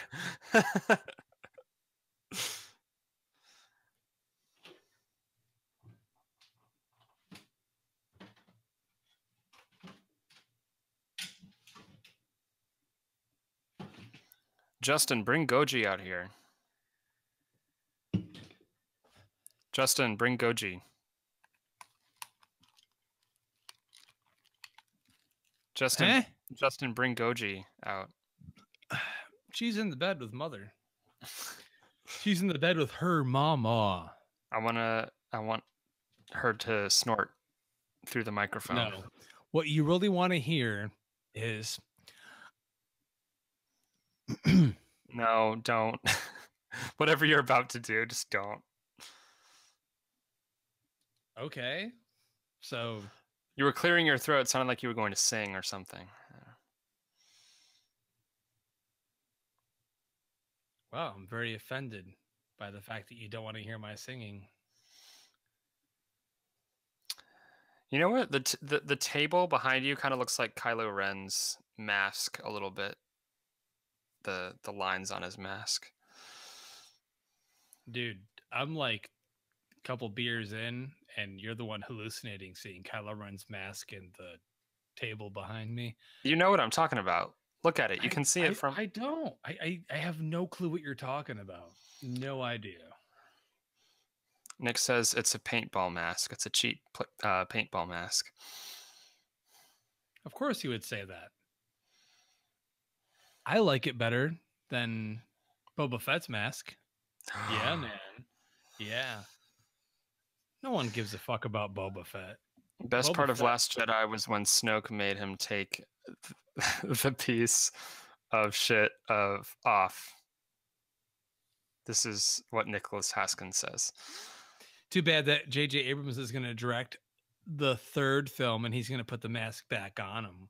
And it's going to look cool, man. And they'll sell lots of toys. I already have all the toys. I've got Kylo Ren with his mask on, with his mask off. That's right, because you still collect dolls. I have him with his PP out, his PP in. What? Yeah, dude, they had a Kylo Ren action figure, balls out. I don't know. Yeah, he's a sex symbol, I guess. He is, certainly. I can't believe we've gone this far into the show, and yeah, so. Is there something else we could be talking about? I have no idea. That's up to you. What have you watched anything? You did watch Rob Zombie's Halloween remake. I made you watch that. Well, I didn't make you, but I asked you. You watched it. And yeah. Because we were so excited about the new Halloween movie, I said, well, I'm in Halloween mode. You're in Halloween mode. Let's just watch something. And you agreed. So let's get your takeaway real quick while we're waiting for Nick. Let's get your takeaway on Rob Zombie's Halloween. What the fuck else we're doing? We're not doing anything else. Exactly. It's not very good. That's it. Really? That's all you got? It wasn't powerful enough.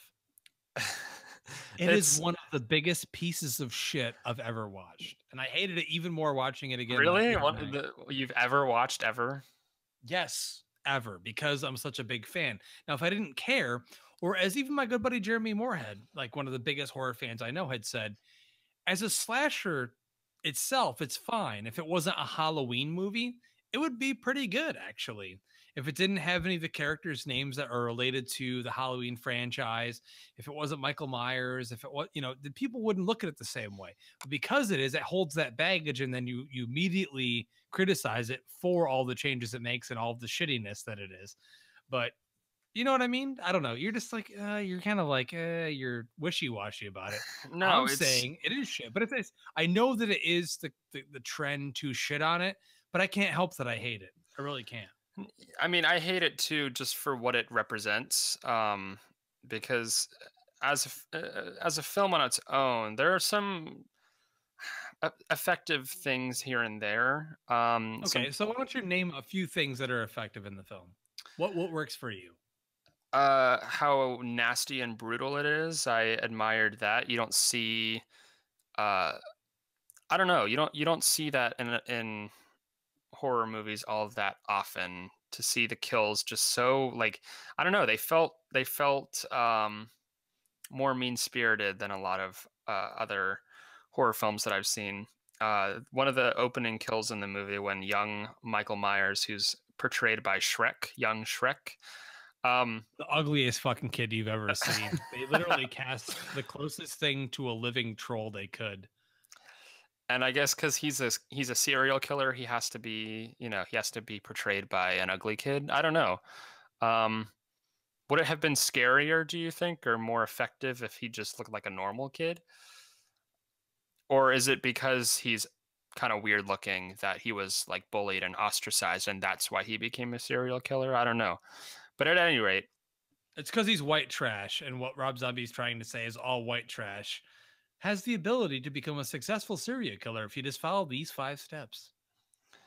Yeah, have a whore mother who works as a stripper, have an abusive stepfather, have a sister who's totally neglectful, and likes to bank scumbag hippies. Yeah, and who gets bullied at school. So that's like the checklist. It's and you have to kill defenseless animals. Make sure to add that in there as well. Well, sure. That's how, Jeffrey Dahmer, my role model, that's what he did. But anyhow, the part where he like straight up murders a kid in the woods, the bully who teases him at school, who's played by Junie from the Spy Kids franchise. Oh my God, I can't believe you noticed that when we started watching it. I was like, wow. I used to watch in something else. Yeah, he was in Spy Kids. I love the first 2 Spy Kids movies growing up. But anyhow, so Michael beats him with a tree branch, and it's very startling and disturbing. And I thought it was very because Junie is on the ground and he's screaming and pleading with him and shouting for help. Please don't hurt me. Yeah, Please don't hurt me. And then you see this little 10-year-old boy just beating him with a tree branch. He be whining like a little bitch. And I love the way I do like the way the camera spins around in between, like it cuts from the camera spinning around from where his view would be laying There's on the some ground. nice camera work in this movie. Great cinematography. There's probably 7 really good shots in it. The rest of it doesn't look that good. Okay. Let's be honest. Okay. There's some great. There's a couple of great shots in it, but the rest of it. Why are we talking about this movie? Where the hell's Nick? I don't know. I want him to come back.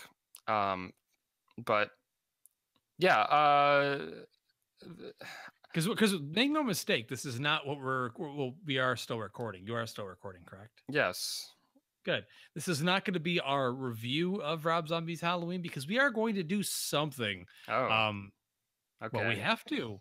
We got through the entire franchise last year. That's right. And we have to do a zombie retrospective prior to the new Halloween.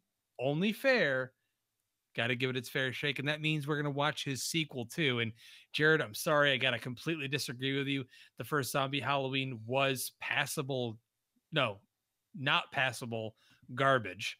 The sequel was worse than utter shit. It is shit underneath my shoe as I walk and I, kind of squish it and streak it along and spread it all over the place. I don't know. It's not, neither are good. I don't think Zombie is a good filmmaker at all whatsoever. He made one really good film and one really entertaining film, and that's where I leave him. But oh, Nick's back. Oh my God. We are saved by the grace of Nicholas Haskins. Is he finally back, Loisos? He says we can stop recording unless you want to keep this for some reason, LOL. Oh, well, we're keeping it because we're still recording, but let's stop it here. Boom.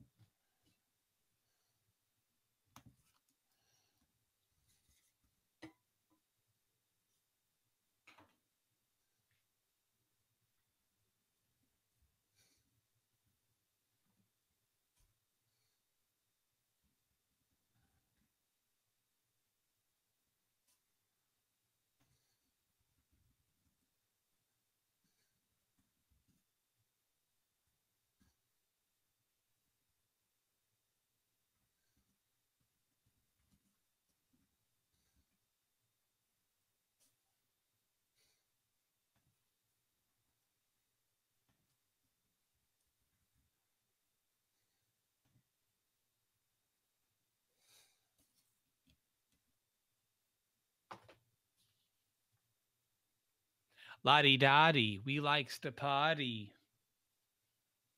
And Loisos be fucking everybody. Because you're just that kind of Casanova. Loisos, you keep your dick to yourself. Oh my God, Nick's back.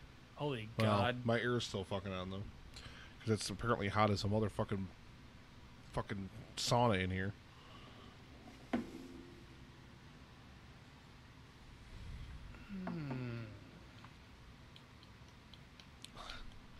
I do really need a motherfucking lozenge.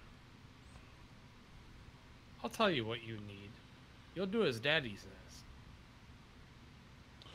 Do I need Daddy? Is that what I need? Oh, so we're going to... Alright, so everybody did stop recording at least, right? Yes. Talk to Loisos. Achos. Loisos. A1 Loisos. Loy A16 sauce.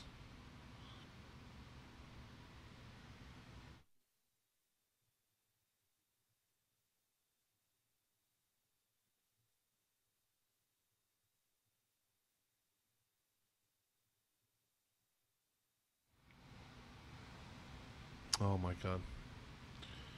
My throat is fucking killing me. Hooray. Surprised the whiskey's Air noise. the bourbon's not helping you. I actually, just because I was like, yeah.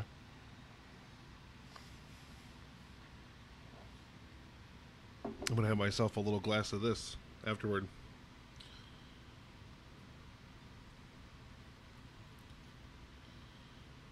And you ain't allowed to have none, I reckon. You can't hear me because you don't have your headphones on. Ha, you didn't hear that part. I said, oh, Loisos disconnected. Oh, there he is. Yeah, I'm going to have some of this afterward. This is, oh, there's a little bit of a thing on the bottom of that there. Hey. Can you guys hear me? Yeah. Yeah, where are you? Oh, yeah, shit. I'm here. Just, oh, fuck. Echo. Yeah. I got it. There we go. Saying, like, check, like, hello, and you guys weren't responding, so my audio is just, I don't know what happened to it, but... There you are. Here I am. Wherever you go, there you are. This stuff... So, Justin, what they do... That was a Buckaroo Banzai reference. Is, they'll take their cider. This is from Finger Lakes Cider House. So they take their cider, and they send it to Finger Lakes Distilling. Finger Lakes Distilling distills it down into something that's like really strong, like 90 or 100 proof, I think. Then they send it back to the cider house, and the cider house mixes it with more cider and makes this apple liqueur, this apple spirit, I guess.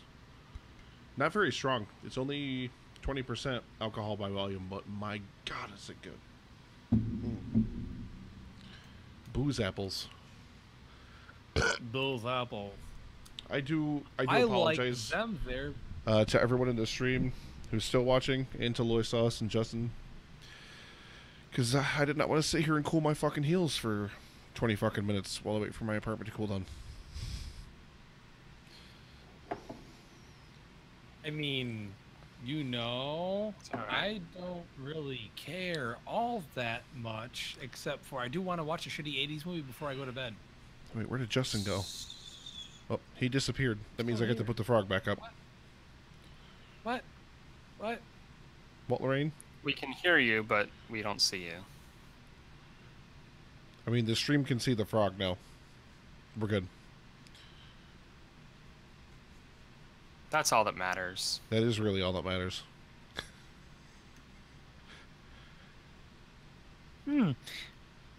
When I was 10, I used to love to watch my dogs hump. We had a really good time. It's disgusting. One of the dogs was, well, his name was Rolf, and he liked to hump another dog. And sometimes he would even take Gonzo, and he would take Gonzo's nose and stick it up his ass. I know that it's like curly and everything, but he would like straighten it out and stick it in. How dare you? How dare you destroy and assassinate these beloved characters that I love so? Oh my God. I'm not sure if you know it or not, but if you ever look at Miss Piggy's nostrils, they're just big enough for Gonzo to straighten out his nose and stick them in there. It's almost like a penis going in Miss Piggy's nose. Oh, this is the kind of stuff you get. The nose comes out, it straightens, and then it curls again. So it kind of makes it tickle her nose a little bit, almost like gives her a piggy orgasm. This is all you get when you watch the live stream. This is what you get when you watch the live stream. Quality content. This is not being recorded. This will only be heard or seen by members. I mean, or people I would who like watch to us say on more, but YouTube and Twitch. I don't hear this Lloyd gentleman coming up with anything better. So I'm just talking about my sexual escapades. You're right. Nothing I could ever say will be better than you describing your sex life in lurid detail. Then you describing straightening Gonzo's does. nose and putting it in your ass. Epic Film Frog, what does Animal do? Well, Animal always holds 2 drumsticks, so he has a lot that he has to offer. They're very long drumsticks, so while one Gonzo's nose could be going up one of the holes, then he's got 2 drumsticks. He can do a lot with them. Do you guys play a little game of Will It Fit? Kind of. You could call it that. I'm not going to tell you about the time that Tina Fey was on set with us during a movie. Mm-hmm. That's right. I was doubling for Kermit because I am not Kermit, but I'm basically the same thing, except for well, I actually like to drink alcohol, and I'm not the big star. They throw me down the hole when I need to go down, and things happen to me. But she actually fondled my frog balls. Mm-hmm.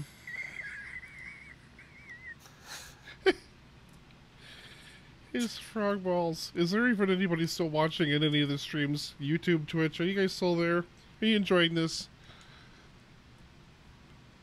One time, actually, that guy in that new Jurassic movie, I knew you guys were talking about wanting to talk about that later, but that Mr. Pratt gentleman, he actually showed up on set to see things because he was a real big fan of the Muppets, and well, he gave me a little pill in my drink, and he promised that we would hang out and I'd get to talk all about Parks and Rec, that other show that he was on, and yeah, then he did nasty things to my frog balls. It's always about his frog balls. I mean, they are very soft. They're made out of a very flexible material, and you can pull them very far without them ripping off of me. So I think people like to pull them and enjoy them. Did Epic Film Frog just get a little Russian there? It sounded like a little bit, yeah. But like that cartoon Russian, so not real Russian.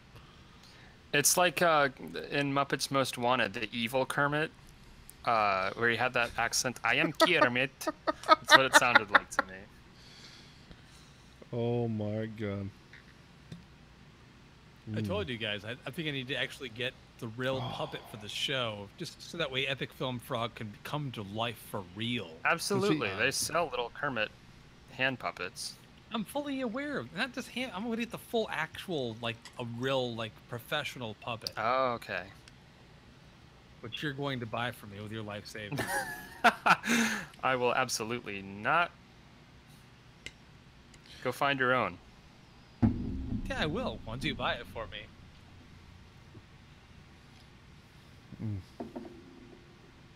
That is so weak after drinking that bourbon.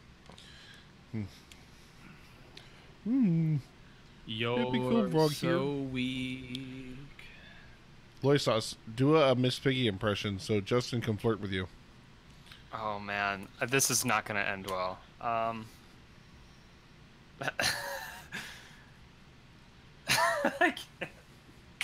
I can't. It's gonna be too high. I can't do it. Damn it! I'm here, and I'm here with the Epic Film Guys podcast, and you're supposed to be Miss Piggy.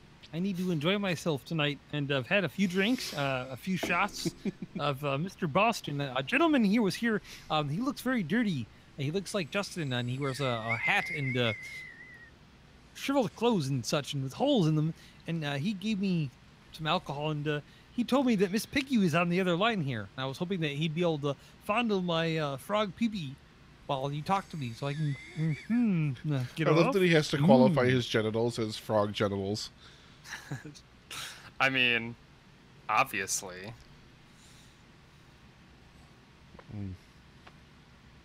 Well, you disappointed him now.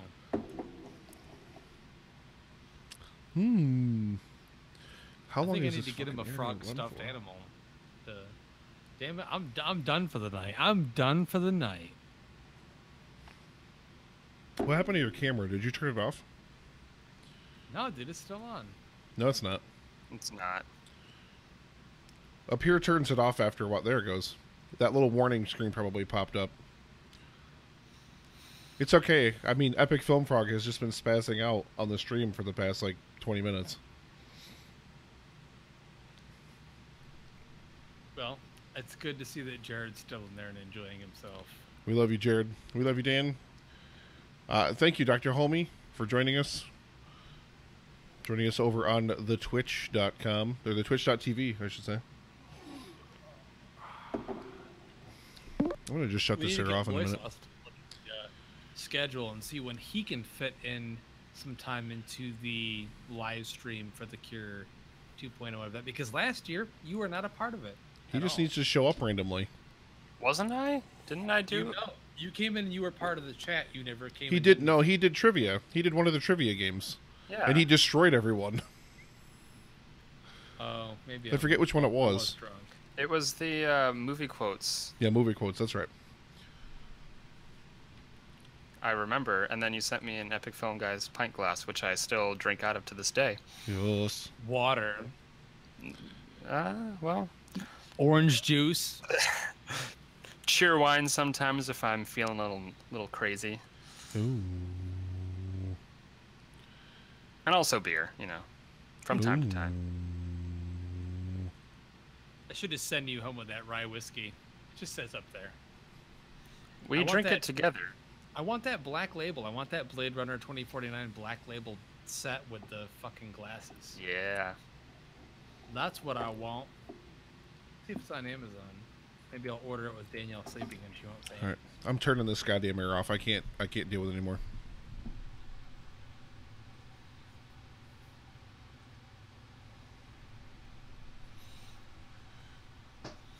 Oh my god, you can buy the glasses for $148. Ugh.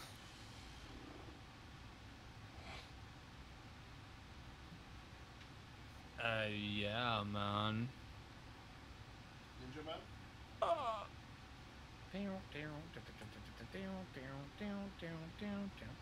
What looks so good. Wow.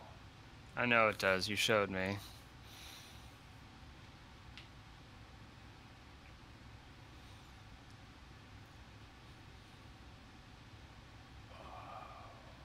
I like totally need this. I guess we should let people know that there's like official Blade Runner 2049 whiskey. Yeah, ladies and gentlemen, if anyone's listening still, there is the Black Label Johnny Walker. It's called the Director's Cut. It's a tie-in with Blade Runner 2049, and it's 49% alcohol by volume as a nod to the futuristic period in which the film is set. It's limited release. It was available in September. I have not seen it in stores, but the bottle is very futuristic, and you can buy a set with the 2 futuristic glasses. It's seen in the film, and I want it. I want it badly. But I found it online for like $150, and there's no way I can spend that much on booze. On whiskey, yeah. Let's see. Hold on. I found... Yes, this is currently unavailable. I think that it was sold out, actually. Oh, I'm There's sure like it must a have. video on it. The glasses are... I really want it for the glasses the most, but I'd probably keep the box. It'd be hard to not drink it, though. But the bottle itself says Blade Runner 2049 on it. Like the logo is printed on the bottle. Right. Oh, man. $80 to $2,195. Okay, so you can get it for $87. So, Loy Sauce, I know you have a savings account. I expect you to go on tonight to buy it. Mm-hmm. You ain't got no kids? Speaking of futuristic science fiction movies, I want to go to that 2001 exhibit they have going on at the Udvar Hazy.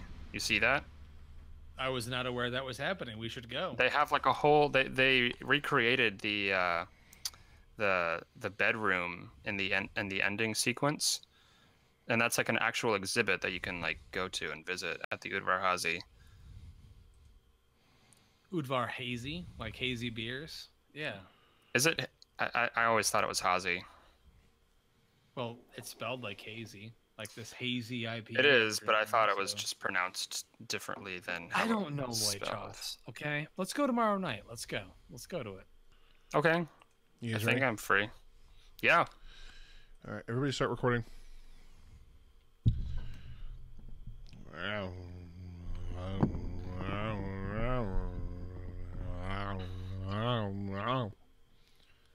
I am recording now. I am recording 1, 2, 3, 4.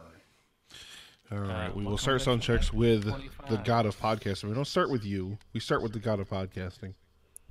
Check. All right. Check. Sound check. Oh, That's wait. right. Now you go. Hold on. What? What happened? I'm not getting like anything on my Audacity. Yeah, close it and restart it. Did your first part save? Yes. Yeah, just close Audacity and restart it. It's my next thing. We've got new like broadcasting stuff with the Pier, which is really nice. Big ups to Gerald from 2 Piece on a Pod, because this is what they use when they do their top 5s. But yeah, my next thing is new recording software, and then eventually new editing software. Justin, I didn't tell you I applied for a podcasting job today. Really? As a producer, yeah. Like what Emily does? Oh, really? No. No, she does like her own consulting business and everything like that. Mine's just production, so we'll see. It's like contract work though, so like it's not. I'll just see what they say. I applied because I wanted to see what they would say. But I think I've built a pretty impressive resume with this fucking show. Does that mean the end of the epic fail guys and the epic fail frog? No, that just means If theoretically, like, if I get to do like actual work in a field that I'm actually like give a fuck about, you know. So what you're saying is, I understand. I get it. I get the message. No, dude, for real though. That's awesome. That'd be cool. I was, me and Emily had talked about it when we met for drinks and for lunch, that you should get involved in doing that kind of thing. So I would love to. How's that computer working, Sauce? It's doing weird things. Give me a second. Sorry. Man, why don't you just hold everything up, Loy Sauce? We've been churning right along at such a smooth pace tonight. You know. Well, he's the one that started us off late, so. God damn it, Sauce. How dare you? Exactly, Paul. Justin's playing with his measuring tape. I bet he wraps that around his dick.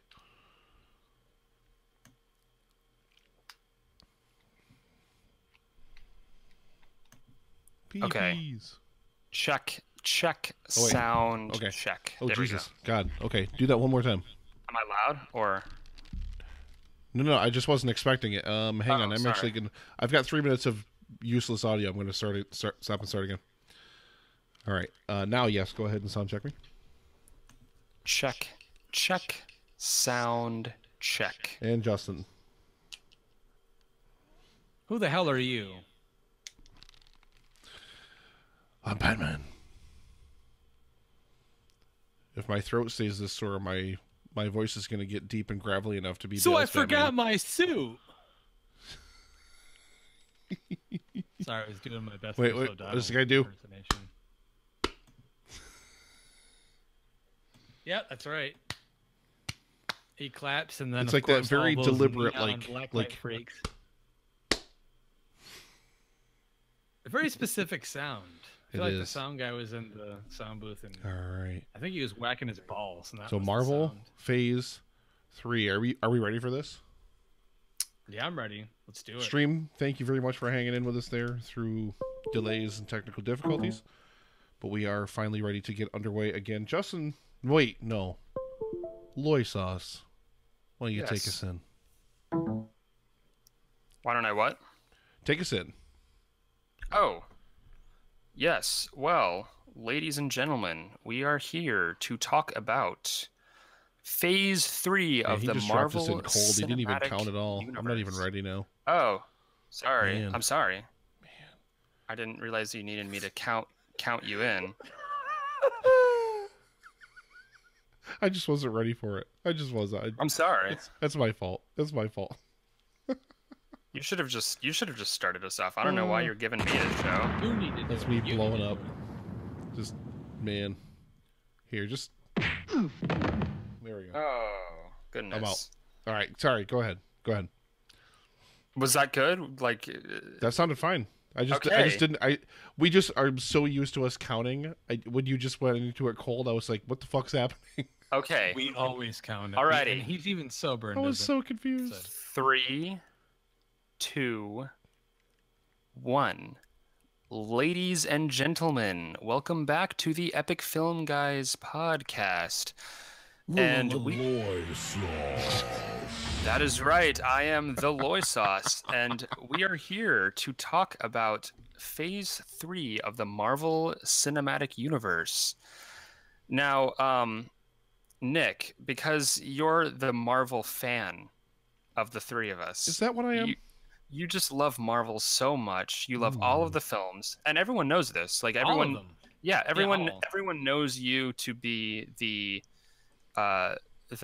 person who always is going to defend Marvel, who's always going to champion Marvel. So I'm going to pass along to you your overall thoughts of Phase 3 as a whole, and then we'll break down the films individually as we discuss. So Nick, please take us away. Wow. Well, Phase 3, Phase 2, as we discussed on our mini-sode last week, is a fucking disaster. Winter Soldier aside, and for those of you who like Guardians of the Galaxy, fine. But aside from those two, Phase 2 is just a disaster. You've got Iron Man 3, incredibly polarizing. Thor: The Dark World, so fucking weak. Out of the gate, Phase 3 comes out swinging with Civil War, which gives us probably one of the best action sequences in the entire MCU, period. It gives us the introduction to Black Panther, a character we would see later on in his own film. And it just, it sets the stage for bigger stakes, I think. I think what Civil War really, really does, especially in terms of the whole MCU, is it really, really sets the stakes for a much bigger, badder battle to come. And of course, we're going to get that with Infinity War, which is going to be out. Well, actually, the day that you guys hear this will be. The day this some of is you will have released, seen yeah. it. So yeah, I'm Phase 3 much stronger overall than Phase 2, and I'm actually going to drop a little bomb on Justin right now. Wait, do I have a little? What do I got? Here we go. There it is. So yeah, I actually sat down tonight right before recording, and I watched Spider-Man: Homecoming before. Are you serious? We decided No way. to jump in here. I didn't post it anywhere. I didn't say I was going to watch it. Oh my god. Anything or I still didn't get a chance to watch Doctor Strange. Unfortunately, I was way too busy to fit both of them in over the course of the week. I had given you the option though, Nick. Last week I harassed you during our Phase 2 discussion, and I said you had to watch them. Then I texted you the next morning, and I felt bad about that, and I said I'm not going to put up a poll like I do with Black Panther. I understand you're busy. You can't put up your bullshit polls. Your polls are bullshit. Bullshit. They're not bullshit. People vote. It's real human beings. It's no bots. But no, I mean, I'm actually really surprised, and I'm very, very satisfied with the fact that you watched the film. Now, we haven't gotten to that one yet, but I don't know what you felt about it. We'll talk about it when we get there. But yeah, I didn't get to see Doctor Strange, but there's only, there's one really bad film in I'll say that. So I didn't hate Homecoming, so we'll talk about that when we get there. But there's only one film in Phase 3 that I think is really not as good as the other ones. So yeah. We'll get there, but I want to kick it back over to Loy Sauce first. Well, wait, we'll keep Justin cooling on his heels here. Let's kick it back over to the Sauce, to the god of podcasting himself. Your thoughts, kind of just overall on Phase 3. Well, I think Phase 3 is easily the best as a whole so far, because we're still not done with Phase 3 yet. True. But I think overall it's the strongest in terms of world building and storytelling. Because even in Phase 1, you had the first Thor, and you had Iron Man 2, and kind of duds like those. But in my opinion, and I'm not the biggest fan of Guardians of the Galaxy Volume 2. I enjoyed it, but there isn't a dud so far. I don't think. I think what it also manages to do is give us the most variety that we've had in these films so far. Part of what made Phase 2 seems so much like a slog is the fact that the film started to blend together in a lot of different ways. Iron Man, but it was and it started to become a formula. Feel very tired. Whereas in this one we have Civil War, which is it's essentially, for all intents and purposes, an Avengers movie. You have all of these characters coming together, clashing, and it's a war movie essentially. And then we have Doctor Strange, which is dealing with some of the more mysticism and magical aspects of the MCU, which we have not seen as of yet. And then Guardians of the Galaxy Volume 2, which again, just like the first Guardians, is such a strange, bizarre film that kind of feels separate and apart from the Marvel Universe, even though it kind of branches in here and there, drops a couple references, and the end of Guardians 2 kind of leads into where the heroes are going to end up in Infinity War. It still feels like it's galaxies away.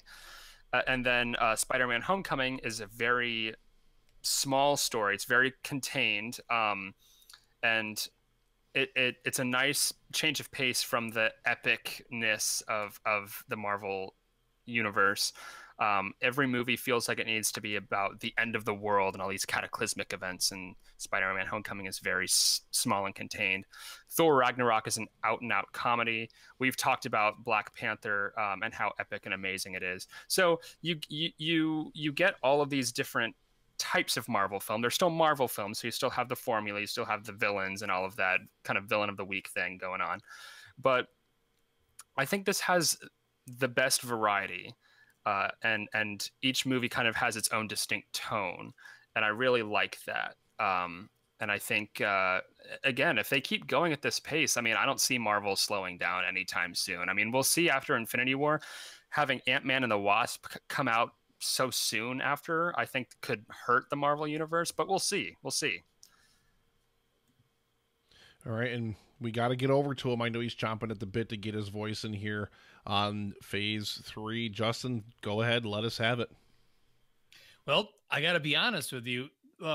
Right off the bat, I think Phase 3 for me is the most successful in the sense that it gets one of the main things right that most of the time we find as a fault in Marvel films, and that's the villains. Yes. I feel like Phase 3 knocks it out of the park, coming right out of the gate with its villains, starting out with Civil War, with Zemo, who is a villain that was the first Marvel villain in a long time that even Nick liked. I enjoyed the villain. I thought it was very well done. And of course, there's no mistaking anything here. Civil War is one of the best Marvel films overall. It's entertaining. It has, as Nick said, one of the best action fight sequences out of any comic book movie, let alone just Marvel movie of all time. And it introduces us to Black Panther. We had to see these characters brawling together. And we have the Russos to thank for that. Then skip along to Doctor Strange, and piggybacking of what you said there, Loy Sauce, I thought it was a fun way to go into a fantasy type film. There's some visuals in that film that you haven't seen anything like that in any modern film, let alone just a comic book movie. That I'm swear to God, dude, if I was still young and I was still doing, crazy shit, I would have taken LSD to watch that movie. I swear to God, because the visuals in that movie, they take you to a place that, yeah, it's a great place. And we have talked about Guardians of the Galaxy Volume 2 on the show. I was more kind to it than Nick was. I mean, just seeing, Kurt Russell in a big movie like this again, and him being so good in it and chewing scenery. And it was fun. It was enjoyable. I didn't find it anywhere near as good as the first film, but it was still passable. Then we move on to Spider-Man Homecoming, which in my opinion is the best Spider-Man film since Spider-Man 2 by Sam Raimi. And I thought it was, as you said, perfectly put, Loy Sauce, contained. I'm still not that guy that's jumping on the train saying that Tom Holland's my favorite Spidey or even my favorite Peter Parker. I have my reservations, but I love Michael Keaton in that movie. And I think he's great as the Vulture. And, moving on to Thor Ragnarok, it's fun. Taika Waititi, who did What We Do in the Shadows, perfect person to get in the director's chair for this movie. The humor is spot on, even if it is overdone, even though a lot of it kind of hits the floor rather than hitting. For the most part, it hits perfectly. And Jeff Goldblum, I mean, come on. And we have one of the best villains in a long time in that movie. So just leading up, exactly, Hela's fantastic. Leading up to Infinity War, I think that they're on a more positive note than they are a negative. There's nothing that I outright hated in Phase 3. So far, I've been completely entertained by all of the output since May 6, 2016. And I have to go back to a little memory, Loy Sauce. This is a great memory. It's very special to me. It was prior to opening night. It was actually May 5th when you and I went to go see an advanced screening of Shane Black's The Nice Guys at Alamo Drafthouse, DC area before you worked there. And you were like, hey man, we could go watch Civil War tonight after this. It was like I think it was like a 9 o'clock showing. We saw The Nice Guys, or like 8 o'clock. So we were already getting out late, and you're like, we should just go to Bowtie where I work and we could just go watch it now. Yeah. So we went to go watch Civil War at like 1:30, 2 in the morning. And before anyone else had seen it that I knew, and it was a really awesome feeling. And it's still one of my favorite Marvel films, but I got to tell you, without Civil War, I wouldn't be nearly as excited as I am for Infinity War. And I'm telling you right now, guys, I probably haven't been this excited for a Marvel movie since the first Avengers. Wow. Not even Black Panther? Black Panther is different. Black Panther was different. Only because Black Panther, out of all these films, I'll be honest here, it's my favorite out of all of them for numerous reasons. Outside of the fact that Michael B. Jordan is a beast and he gave me the fist bump and I got his autograph, and I met him, and I was on set with him, and blah blah blah. But for real, he is, in my opinion, the best Marvel cinematic villain that we've seen yet, and I think that it's the best solo Marvel film since the first Iron Man. That's as far as origin stories are concerned. Correct. Yes. The Winter Soldier is in its own league, but I loved that movie. So again, Marvel is perfectly built up to this point, and that's why I think I'm as excited as I am for Infinity War. We got the Russos back. What else could we want from this movie? Nick, I got to ask you, what else could you want from Infinity War? I just don't want him to fuck Thanos up. Man, just, this has been a movie 10 years in the making. This has been like literally since the end credits scene of Avengers, the first film. It's been something that's been built up and up and up and up and up, and he's really got to be all powerful. People have got to die, probably some children to make Loisos happy, and dismembered to make him happy. Dismembered, man. It's got to happen. It really, really, really does. Like, shit's got to get fucked up. Well, that's one of my. People have got to die, and he's got to cause irreversible damage. If it's one of those things like in comic books they do it all the time, and I like Dragon Ball Z. Oh, we're gonna wish them all back to life and wish none of it ever happened. Or if there's some kind of Deus Ex Machina like that comes in and just erases all of it, it neuters the whole thing. There's got to be permanent damage that he's going to be able to do here, and it's got to be powerful. It's got to be impactful. So I think people are going to die. I think at least one like super audience favorite character and like major fan favorite character is going to die, and we'll see where they go from there. Yeah, that's one of my complaints that I had with Civil War, is that the stakes felt non-existent. As awesome as that airport battle is, that's kind of the one thing you can say about it is ultimately it feels like they're having a overblown pillow fight. Yeah.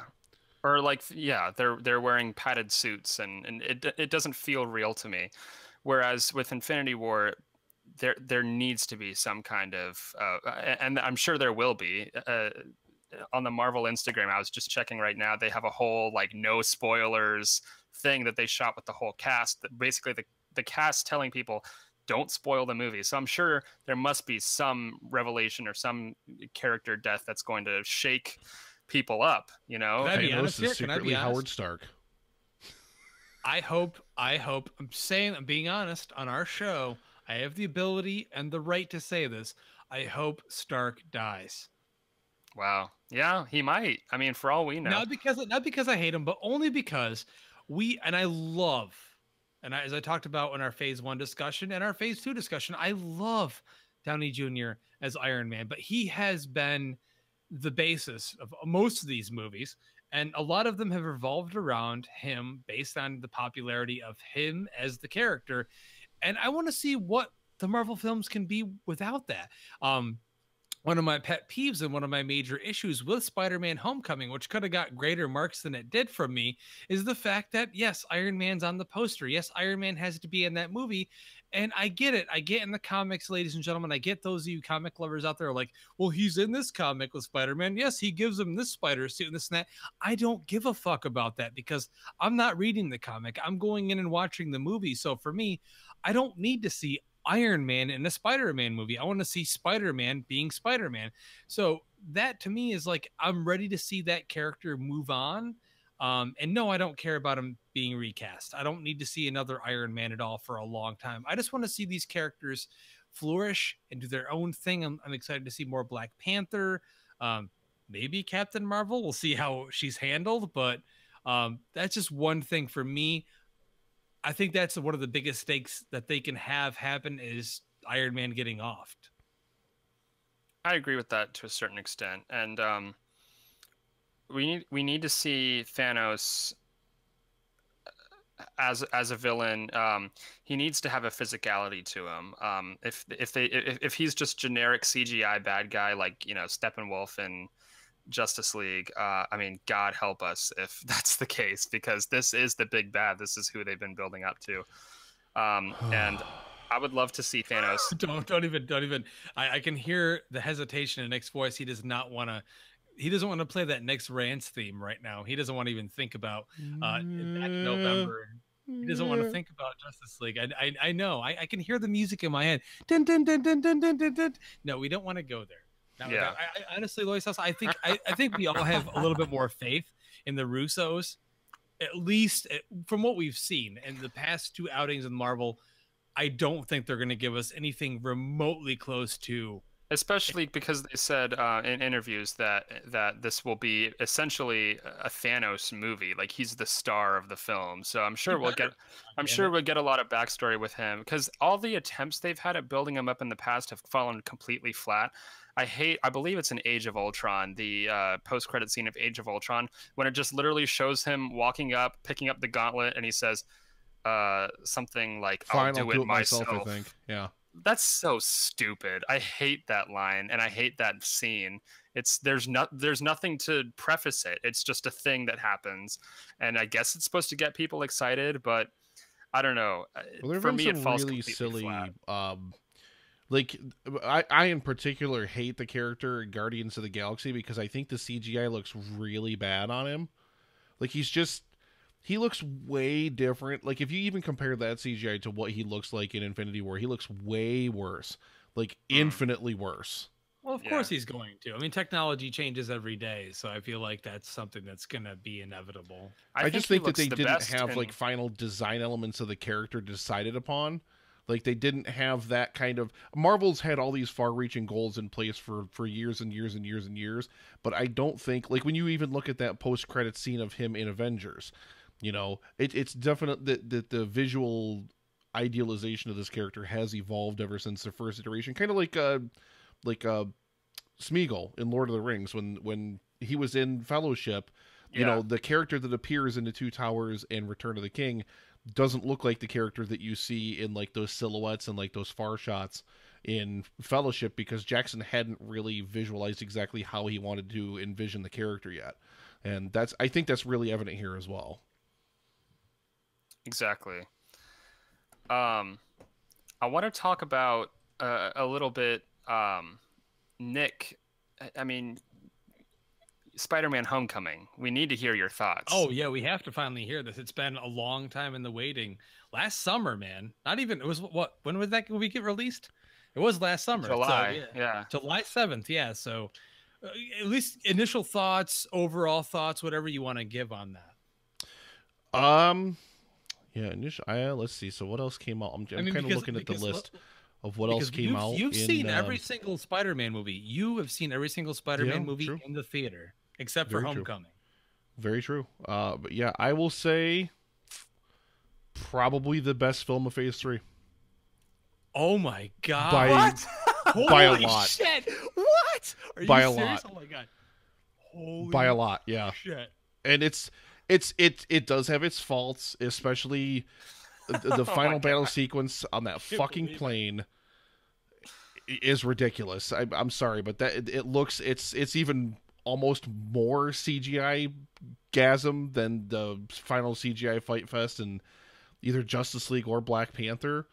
But like, even still, like, man, they fucking, like, if they did nothing else right in that film, they fucking nailed the high school aesthetic in that film. Those kids feel like high schoolers. Those kids basically are high schoolers. It's completely engrossing in that regard. And I mean, I won't deny it. Keaton was legit the fucking bomb.com. Legit. He was straight up fucking amazing. Easily one of the best Marvel villains for sure. Probably like that's the thing is his motivations are so real. His motivations are so easy to understand. He really, really is fantastic. And the fact that you mentioned it earlier, where it's not all about conquering the world, it's not all about doing this, it's not all about doing that. But you know what? You can easily see it from his point of view, and that's what I always love about a good villain. And I know somebody mentioned that back when the film was reviewed on the show, but you know, he's the hero of his own story, and you can sit in his shoes. You can sit in his shoes, and you can see it from his point of view. They took away everything from him, and he had, like, what else was he supposed to do? You know? So he did, you know, the only thing that he thought he could to take care of his family, which, you know, I mean, that's good. That's compelling stuff. That's very reminiscent of, say, Sandman in Spider-Man 3 to bring up that film, I guess. But well, not only can you understand his motivations, he's also scary. There's the scene in the car with him and Peter where, like, he's genuinely... He's menacing as fuck, yeah. Genuinely scary. Overpowering, and he overpowers that entire film, and that's why I think they wanted to get him for the film, and that's why, Nick, as we talked about many times on the podcast, pre-Homecoming, then, you know, post-Homecoming, that, you know, there was negotiations, he declined to be in it, and then they went back and talked to him again 6 months later and probably upped the price, because they know what kind of gravitas Michael Keaton has and what kind of weight he brings along with him. I mean, he is the best Batman ever, and you're getting him to play a villain called the Vulture right after he was in a movie called Birdman, which he was supposed to win an Oscar for, which he was nominated for, all that aside. But for me, like, seeing him in that movie made that movie. But my question to you, though, even though we're getting off on a tangent here, how do you feel, though, after watching Homecoming about Tom Holland as Peter Parker / Spider-Man? Like, are you more accustomed to seeing maybe he's your favorite Spider-Man or Peter Parker, or do you have like a soft spot for Garfield or McGuire? I won't even weigh in on that one. He's good. The kid's legit good in the movie. He's definitely the MCU Spidey. I'll definitely give him that. He definitely stands up toe to toe and holds his own even amongst the heavyweights, quote unquote, of the MCU that we've seen in a lot of films throughout the years here. He stands up toe to toe with Stark. Like, he definitely, you know, he's when Stark's on the screen, and Downey has this way with Stark as a character, especially, of mugging the screen when he's on, and that's why the poster, he's this big prominent thing in the poster, and the one trailer, it's all you see in the trailer, so it led to a lot of people really afraid that he was going to mug this film. And I think that the kid's so charismatic that even though there's still that kind of effort there on the part of Stark in the film, I still think the kid outshines him, and I think that's credit to Holland because of how charismatic he is. He's just like he imbues that character with a lot of energy, which is great. Like I said, I would only give it the edge over Black Panther, which I also absolutely loved because I disliked the final CGI battle less. That's the only reason I would give it the edge over Black Panther. Yeah, the scene on the plane is very CGI heavy. And I also don't think that it has the impact that it should until the plane crashes. Spoiler alert. You know what I liked about that film, though? You know what my favorite thing about that film is that he doesn't like Vulture is that powerful of a villain, and I kind of like that about him as well. Vulture's that powerful of a villain that Spider-Man never really beats him. Like, his ambition kind of beats him in the end. Like, he beats himself. Like, he's still so determined to steal, what is it? I think it's the case of arc reactors or whatever he's trying to fly away with, and his suit fucking blows up. Like, and I love that about that character. Like, you literally create a foe that's just so indestructible that, like, no matter if he's got the Stark enhanced suit, which that's probably, if I had one nitpick about the film, like, the back and forth with him in the suit, like Karen, got old after a while. I was like, stop talking to your fucking suit, god damn it. I liked it the first few times. I thought it was funny and entertaining, but then after a while, it definitely got old. I hope that obviously he's going to get that, you know, super souped up suit that we've seen in the Infinity War trailer. So I'm hoping that fucking suit doesn't just talk to him all the time, and I hope that he just get to see Spider-Man Spider-Manning, because I feel like when you do that kind of thing to him, like, it's just, you're not letting Spider-Man, you're just, you know, making Spider-Man, you know, Iron Man with webs. And I felt like it was like that grated on me a little bit, but yeah, what a fucking movie. Great fucking movie. I'm so happy. Honestly, I told you, and Dan I snuck it in today. I actually was late to recording today because I was finishing it up. God damn it. I'm super happy about this because you didn't get to come on for that review, so we brought Dan on from Netflix and Swells to review that, and he really enjoyed it. I really enjoyed it. I was very pleasantly surprised by it, and then, I mean, I did watch it again on Ultra 4K. Did we give away that? We didn't give away that digital code, did we? I don't know if we did. We should give it away now. We should. Well, I think it's my copy, right, that you have, Justin, right? Justin doesn't own his own copy of a film. Did you give it away? I may have used it. Sorry. Did you give it away? Give it away! Give it away! Give it away now! I do plan because I know that. And speaking of Marvel, we just did. It just dropped a couple days ago over on Sorry Married a Movie Geek. The MCU fantasy movie draft. Dan, myself, John from Now in Technicolor, and of course Justin Winters, shocked up himself, all drafted the films of the MCU, and Spider-Man: Homecoming was actually Dan's number 1. So I definitely plan on doing a spotlight with Mr. Brennick to talk even further in depth about Spider-Man: Homecoming because I know that as much as I know you two really enjoyed it, Dan loved it even more because Dan's just always been obsessed with the character of Spider-Man. So. Yeah, but just what a movie! Like I said, favorite movie of Phase 3. Yes, it doesn't lie. Get out of here! For life, man. Nobody likes you. So should we do like favorite and least favorite movies of Phase 3? Is that a thing? Can we do that? We can. Yeah. Go. I mean, obviously, Homecoming is definitely my favorite at this point. So, Justin, what's your favorite movie of Phase 3 so far? To be fair, it's really difficult decision for me to make. Oh man, because Civil War is so different from Black Panther. But overall, I think as far as a crowd pleaser, it's got to be Civil War first, then Black Panther, then Homecoming for me. Black Panther just did so many things different than the rest of the Marvel films for me. And then after that, it would probably be Ragnarok, and then Doctor Strange, then Guardians. Wow. Loy sauce. My favorite of Phase 3 is Black Panther. Again, to me, it just felt like the first Marvel movie that was like actually about something deeper and more meaningful than just superheroes hitting each other. I just feel like Ryan Coogler had such a great sense of just creating a whole world that we hadn't seen before. And I loved all the characters, and I loved it was just so exciting to see. I mean, we saw Black Panther in Civil War. He actually might have been a little bit more badass in Civil War than he was in the film itself. But just all of the other characters, all of the female characters in the film especially, were so unbelievably badass. And I don't know, it's just it feels like a special film. That was a film that everyone saw. You know, everyone like literally.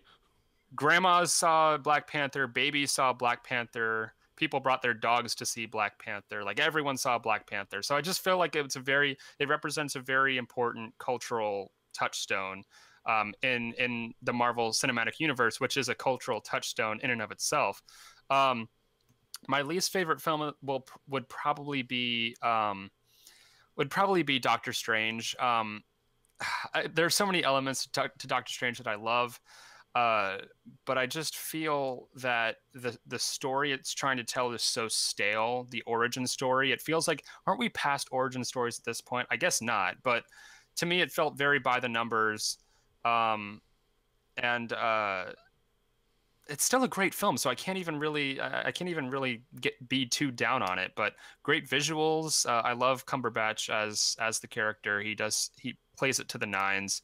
I know why. I'll give you a reason why. Because you cast Mads Mikkelsen in a role as a villain, and you fucking completely waste him. So there you go. There's your excuse. There's your excuse. I still remember his name though, Caecilius. It's a cool name. He looked cool, but he didn't do much of anything. It was like he didn't do much of anything in Rogue One either, because they cast a great actor to do not much. But it's unfortunate because he's so great. You've seen him do great work in Hannibal. There's a great movie called The Hunt where he is the main character, and he does a tremendous job in that film. So I don't know, like just give him some depth, give him some, that could have been a really cool villain, but he was very much wasted. Dormammu is a much better villain, and I love how Doctor Strange bests him in the end, but that's very clever. But yeah, I just find the story itself to be very stale, and I think you cast Mikkelsen, waste him. It's unforgivable in my book. I mean, do we really have to ask what Phase 3 film was my least favorite? Because there's only one of these films that was a fucking gigantic, flaming, fucking dumpster fire piece of shit, and that was Guardians of the Galaxy Volume 2. Guardians 1 I didn't like, but I at least could respect like why people liked it, and I could respect like that I just wasn't part of it, but I got kind of what everybody else liked about that film. But I do not understand why anyone likes Guardians Volume 2. I think it's an utterly atrocious piece of fucking shit. It's garbage. They do the one thing that really, really worked about the first Guardians movie was those 5 characters together, and they separate them and shoot them off in all their own little directions and let them do their own fucking things. The fucking final battle ends with fucking Chris Pratt turning into fucking Pac-Man. Like, fuck you. Fuck you. Fuck you. Fuck you. God damn it, I fucking hated that fucking movie. James Gunn can suck a dick. I love him. I love him as a director. I love his sensibilities. So I totally disagree with you, even though I understand what you mean about it being one of the weaker entries. I just think the film had heart. And I think a lot of the other comic book movies that we see every few months, they don't have that amount of heart to them. But I get it. I get what you're saying. A lot of the shit in that movie is recycled from the first film, and it plays off your nostalgia from the movie you just saw a few years earlier. But regardless of that, ladies and gentlemen, we are all officially excited for Infinity War, which lands today, the day that you're listening to this. We thank you for listening to this episode, and we're so appreciative of Podbean once again for sponsoring us on the app to give a lot of exposure to the live stream for The Cure 2.0, and on a special day, it's Marvel Day. Happy Marvel Day. Happy I want to take down those noses and put into my ass day. You know, I need a button I just need an Epic Film Frog button. Just click it once and bam, there he is. You say when he dismembered the boy, he sucked the blood out of the penis and the scrotum and put the balls in his mouth. Speaking of balls in your mouth, the new Venom trailer just dropped as we are speaking right now. Oh my God, I hope you posted it to the page. I did not. Get to it. Yes. Yes, Daddy. Now. Oh, yes, Daddy. Are we going to talk about how Venom looks? And well, if the trailer hit, we might as well put that in Epic Previews real quick. We'll do quick Epic Previews with that in Jurassic World. Might as well. I have nothing to say about the Jurassic World trailer anyway, so I'm just going to say it looks like ass and move on. It looks great. I don't fucking care. It's going to be fucking stupid. Oh, it's not. It looks like we made another dinosaur. Like, Jesus fucking Christ! Like now, not only are they mocking, or not mocking. Excuse me. Not only are they just completely borrowing the entire plot of the Lost World, they're also just completely borrowing plot elements from fucking Jurassic World. Like, fuck! Oh my God! Stop making these fucking movies. Poster? Just stop fucking making them. That poster is great. You guys see the new Venom poster? It's fucking awesome. No, I haven't seen the poster yet. Holy shit! This is great. Okay, do you post it yet or no? I'm in the process. You should post it with the link with the poster posted first, because this poster is great. Oh, okay. I'll do that instead. Go to the Venom page and then post the link. This poster is fucking awesome. Ooh, I like that. Cool? Yeah, I like that a lot. It looks. I mean, it's very Photoshoppy, but all of them are. So yeah, I can't really complain. But yeah, I like that a lot. I want to see which one is it.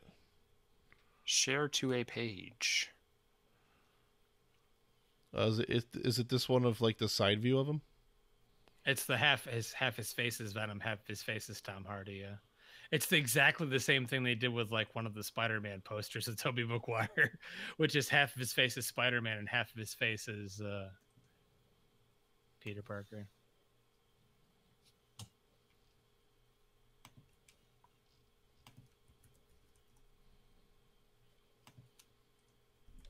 Yay! I didn't get to watch the new trailer yet, though, but I will.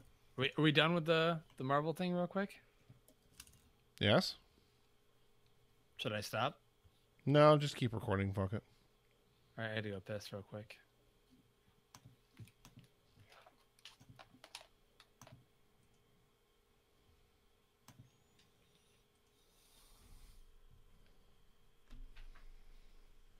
So, Nick, I have some bad news.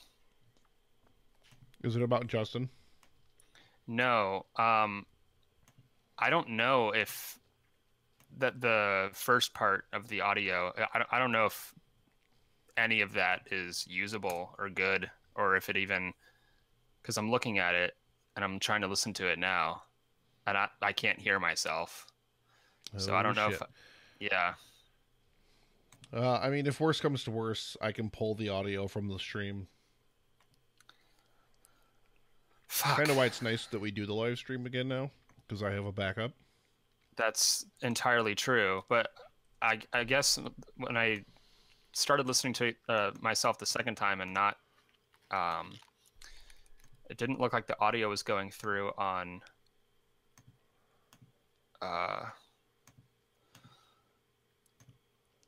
sorry, I'm trying to post this thing, Audacity. So I don't know. I did the sound check and it sounded like everything was okay, but wait, you didn't lose your sound, did you? I believe I did. Yeah. Are you still recording part 2? Yeah. Okay. Oh wait, so you didn't lose it? No, I have the file, but I can't hear anything. Like, I don't hear myself. Yeah, we'll check it out. Like I said, I can pull a piece of the stream if I have to. It's fine. Okay, yeah, I didn't stop. Thank God. Where's this Venom trailer at? I'm posting it now. Actually, why am I not just going to the tubes? I'm just going to go grab it from the tube.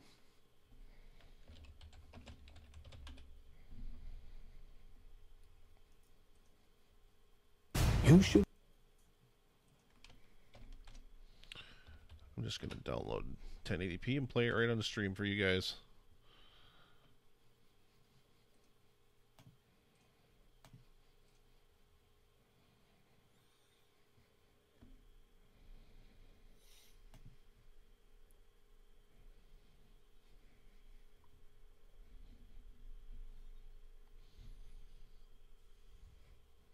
Now that I have my new fancy internet. Still, I've still dropped absolutely no frames. Nice.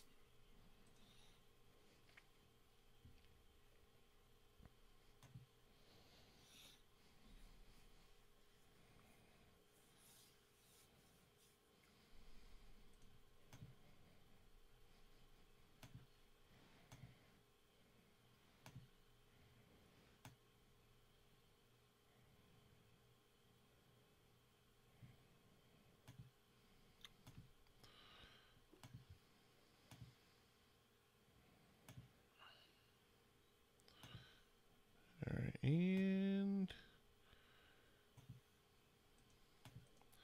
we're almost there. There we go. Okay. You should be extreme.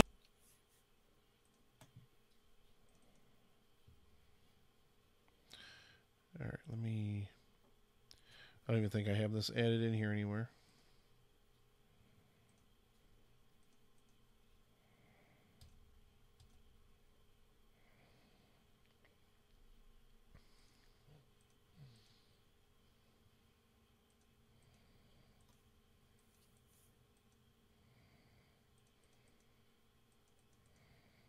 Yeah, whatever. I'm just going to leave it dead center on the page. All right, I'm putting this up for the patrons. I'll be right back.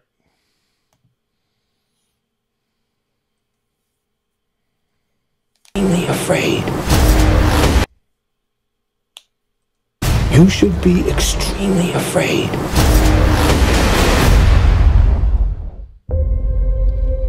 Thank you for bringing us collectively to this moment. It is a moment that so many have dreamed of claiming. History starts today.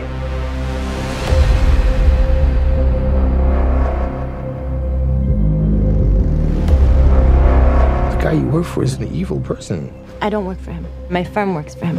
Are you gonna behave yourself tomorrow? I told you I'm gonna do my job. I'm a reporter. I follow people that do not want to be followed. What about the allegations that you recruit the most vulnerable for tests that end up killing people? Good time to go. You're finished, Mr. Brock. Was that a threat? You had to learn how to hide in plain sight. I'm pretty good at it. But you suck. Whoever you are. I work at the Life Foundation, and I need your help. We found something. We call them symbiotes.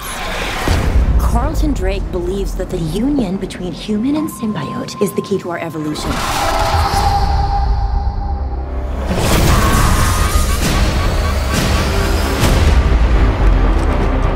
I'm feeling really sick. I'm hearing a voice. Eddie. You're not real. You were just in my head. I'm gonna need Mr. Drake's property back. I don't know.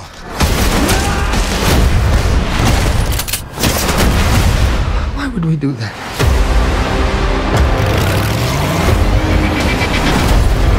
If you're gonna stay, you will only hurt bad people. The way I see it, we can do whatever we want. Do we have a deal?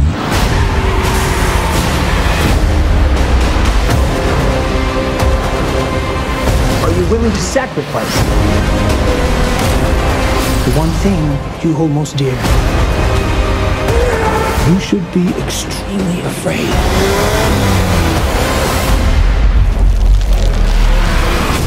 What the hell are you?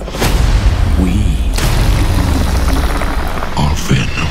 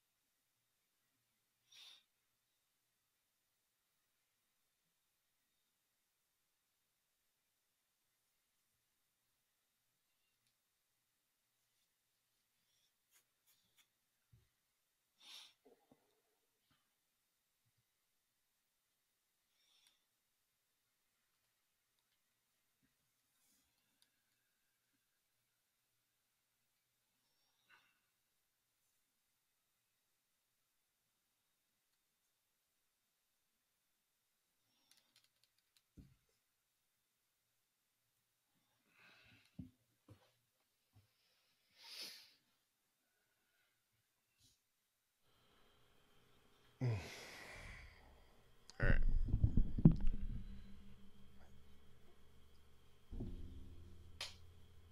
Everybody's still recording, right? Yes, sir. Yes. All right. Justin, take it in. All right, we're gonna go live in 5, 4, 3, 2. Welcome back. Thanks for hanging out with us here on the Epic Film Guys podcast.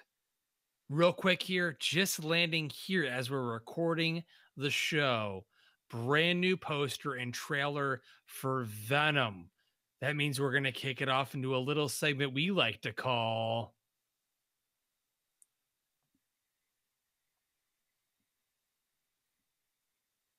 Nobody? Nothing. Epic previews. In the world of Endicott, New York, and Herndon, Virginia, two epic film guys dissect the latest movie trailers in a segment we like to call Epic Previews.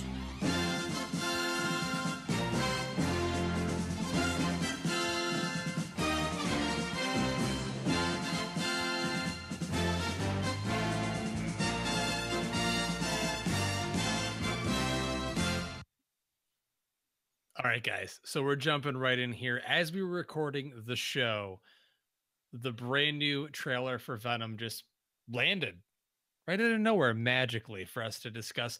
Earlier in the evening, a leaked photograph of footage that was shown at CinemaCon today of Tom Hardy as Venom leaked. We posted it to the Facebook page. I knew it was inevitable that Sony would release the actual trailer because, hey, it's PR, man. They want to release that trailer before that leaked footage gets out there and spreads like wildfire. So we have a brand new poster and trailer. We just aired it live on the live stream on the Epic Film Guys podcast. We're going to jump right in with our first thoughts. So I'm going to throw it over to the god of podcasting himself, Loisos. What are your initial thoughts on the brand new trailer for Venom? This doesn't look like the dark horror thriller that Sony promised us necessarily. It still looks like a lot of fun. I think Venom himself is extraordinarily impressive and looks awesome. And I love the Venom voice that Tom Hardy is giving. It sounds very very powerful and spooky. Exactly. It makes me even angrier that the movie Life with Jake Gyllenhaal wasn't a stealth Venom prequel. Right? Because they even call it, like, what was it in the trailer, the Life Corporation or whatever. They even mention I'm like, that would have been it's a missed opportunity, because then you could see how the alien symbiote, not symbiote as they say in the trailer, fuck was very awkward pronunciation. It's not symbiote, it's symbiote. It's an actual word in the English language. But you could see how the alien symbiote got to Earth. Just watch Life and just pretend that it's a Venom prequel. Total missed opportunity there. But yeah, I mean, I like what I see so far. I just wish it were, I'd like to get a Red Band trailer, get some nasty, violence and gore, hopefully. I mean, if that's the kind of movie that they were promising to begin with, I don't see why they couldn't give us that in the first trailer. Well, actually, this is the second trailer because they released that god-awful teaser. It was a teaser. It was a teaser. God, that was a bad trailer. But let's throw it on over to Nicholas here. Nick.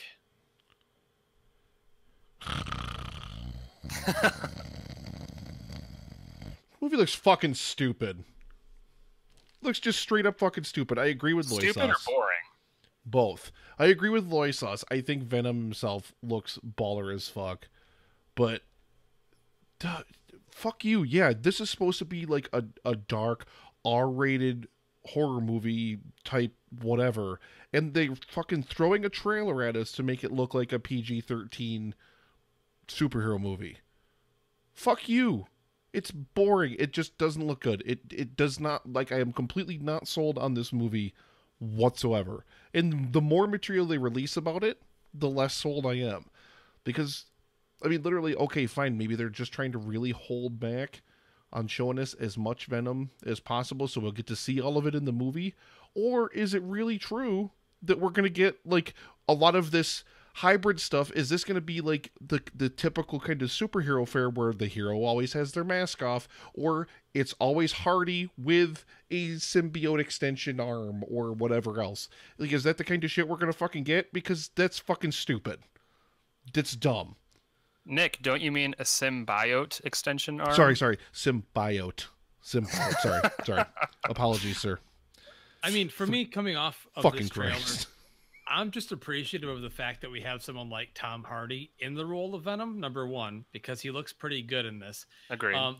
But I get what you guys are saying. The story does not look compelling at all. It doesn't feel like a Venom movie to me. But Well, you know what the shitty thing is what this trailer feels like is a gigantic workaround to the fact that they can't tie the character's origin to Spider-Man. So they're convoluting and just concocting this whole bunch of cockamamie bullshit to explain the symbiote. It's based on a Venom story that has nothing to do with Spider-Man. So I don't care what the fuck it's based on. I'm telling you. So if you don't, I'm just explaining to you that it has nothing to do with Spider-Man.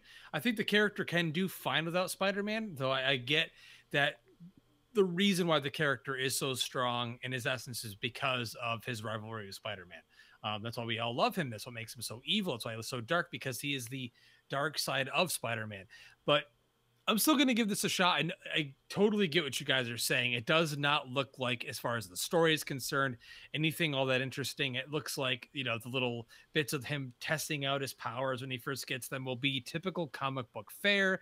But I love what they've done with what Hardy looks like as Venom. And I love the voice and all that stuff. That's stuff we've been waiting for a long time. The voice is legit. 3. But is it a little bit too little too late is the question. I love Venom. I love the character of Venom. I know director Brennick does not. I don't care. It's a character that I've always loved since I was younger. Dan doesn't like Carnage. Of the character. Dan's fine with Venom. Oh, well, whatever. I still wonder if that's like, is that also what they're going to do with Carnage? Is Carnage just going to be another one of those people that's infected with this symbiote? That Woody Harrelson is rumored to be Carnage in this or something. Is Carnage going to be in this? Because if he is, there's not going to be much room for that character either.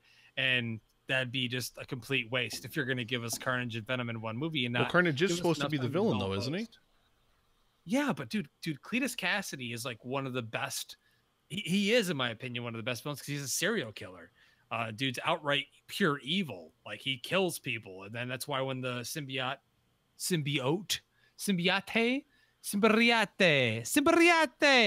gets a hold of him, it's why he's so powerful, because the evil inside of him, it latches on to him and he becomes so much. That's why he can make like stabbing weapons and axes out of the symbiote in his arms and stuff. I don't know symbiote. Symbiote. You know what I worry? You know what I worry about? I have a feeling that this film will follow will follow the exact conventions of every other superhero origin story we've ever seen. Woody Harrelson is going to be Carnage, but he's not going to be a serial killer. He's just going to be a guy who works at Evil Corporation.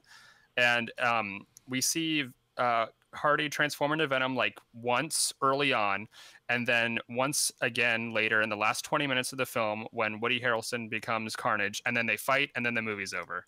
Like, I guarantee you that's how it's gonna, like, because it looks like they're putting in this shoehorned in love story with him and Michelle Williams, and thank God we're getting someone that good in the movie. But at the same time, it's like she'll definitely be wasted in this generic love story, generic throwing in a female lead for the sake of it. I mean, I feel bad for her because she's worth so much more than that.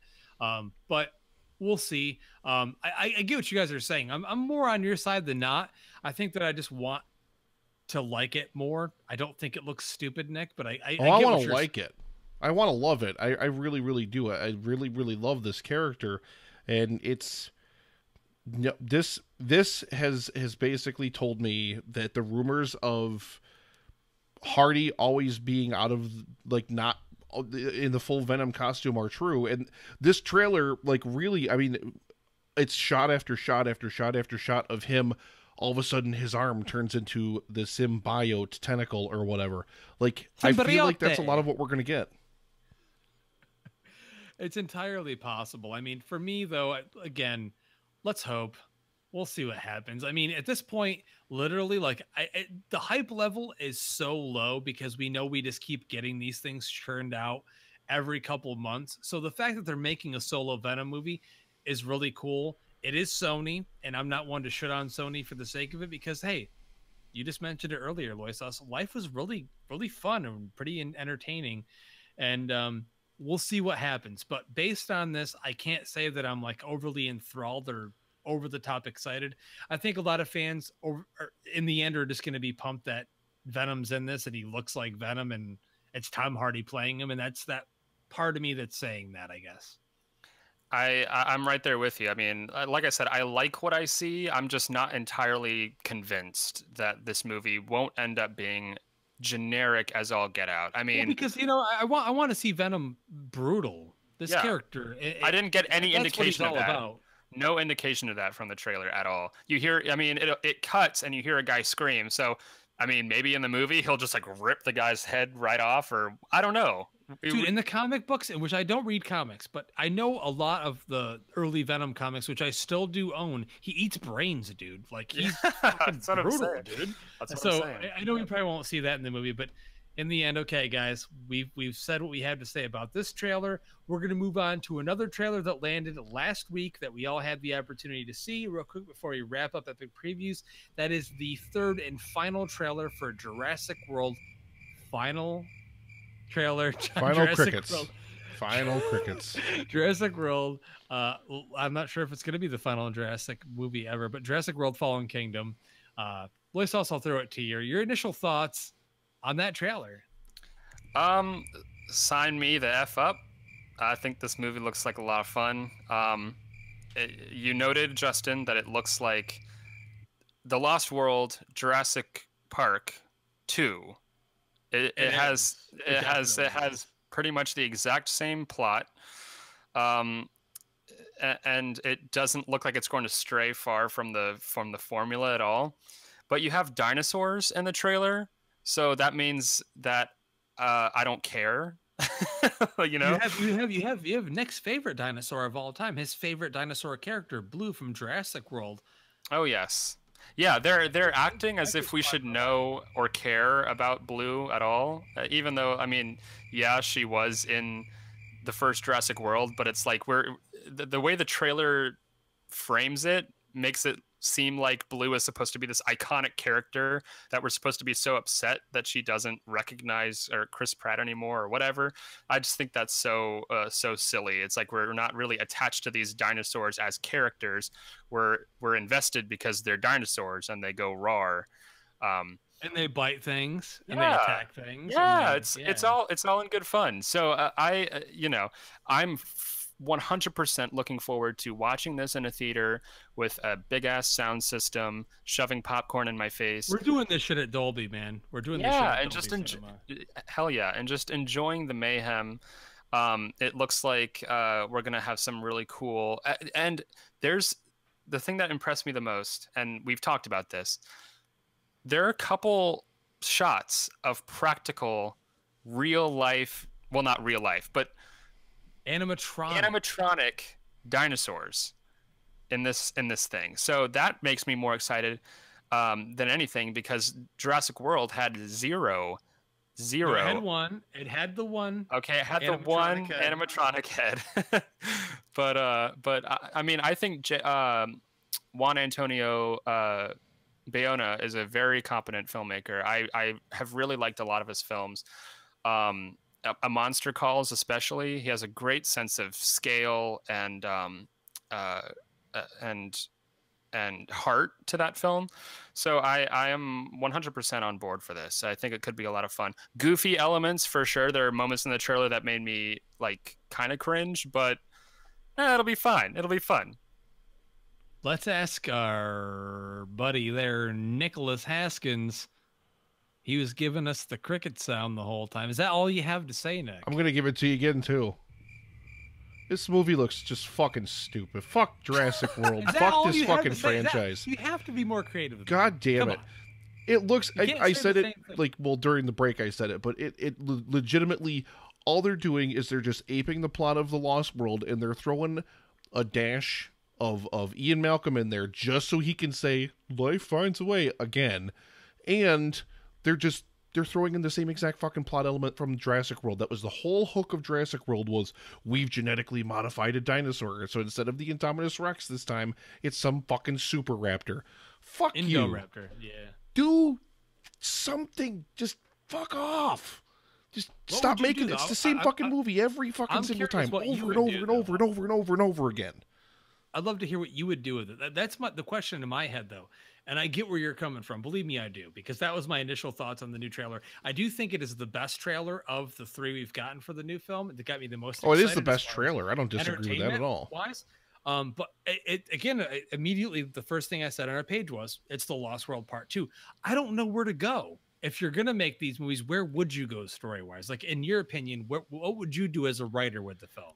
I don't know. If you were going to make another one. I don't know. That's not my job. Somebody pay me to do that, and I'll do it. I'll give you a quarter. Tell me your pitch. I ain't got no quarter. I'll give you a whole nickel. No, but for me, the only thing I would have loved to have seen is more. And I guess this is just a complaint about Jurassic World more than it is about Jurassic World: Fallen Kingdom. I just wanted to see more dinosaurs loose in the park itself. We got a couple glorious scenes of people being chased by dinosaurs in the actual park when it was open, but that British bitch getting getting ripped apart, that was amazing, and dunked under the water, and yeah, it was great. And a lot of people thought it was mean spirited and that's why it was great. And that's why I liked it. Exactly. That's politically incorrect. You don't want to kill her just because she's on her cell phone. Oh my god. That's the whole reason the franchise exists. But anyhow, but there are some. I mean, the fact that they're taking the dinosaurs away from the park and putting them in the real world, the outside world, is very exciting. That shot of the what do they call it? The Mosasaurus in surfers. Oh yeah. Yeah, that shot is incredible. Like, there are some amazing, and I love I guess it's the Indoraptor, right? Going into the girl's bedroom, and Indoraptor, yes. Chilling. Oh my gosh. So I was just on the edge of my seat watching the trailer, so I can't even imagine what it's going to be like in the theater. Watching dinosaurs wreak mayhem on the outside give it this world. much.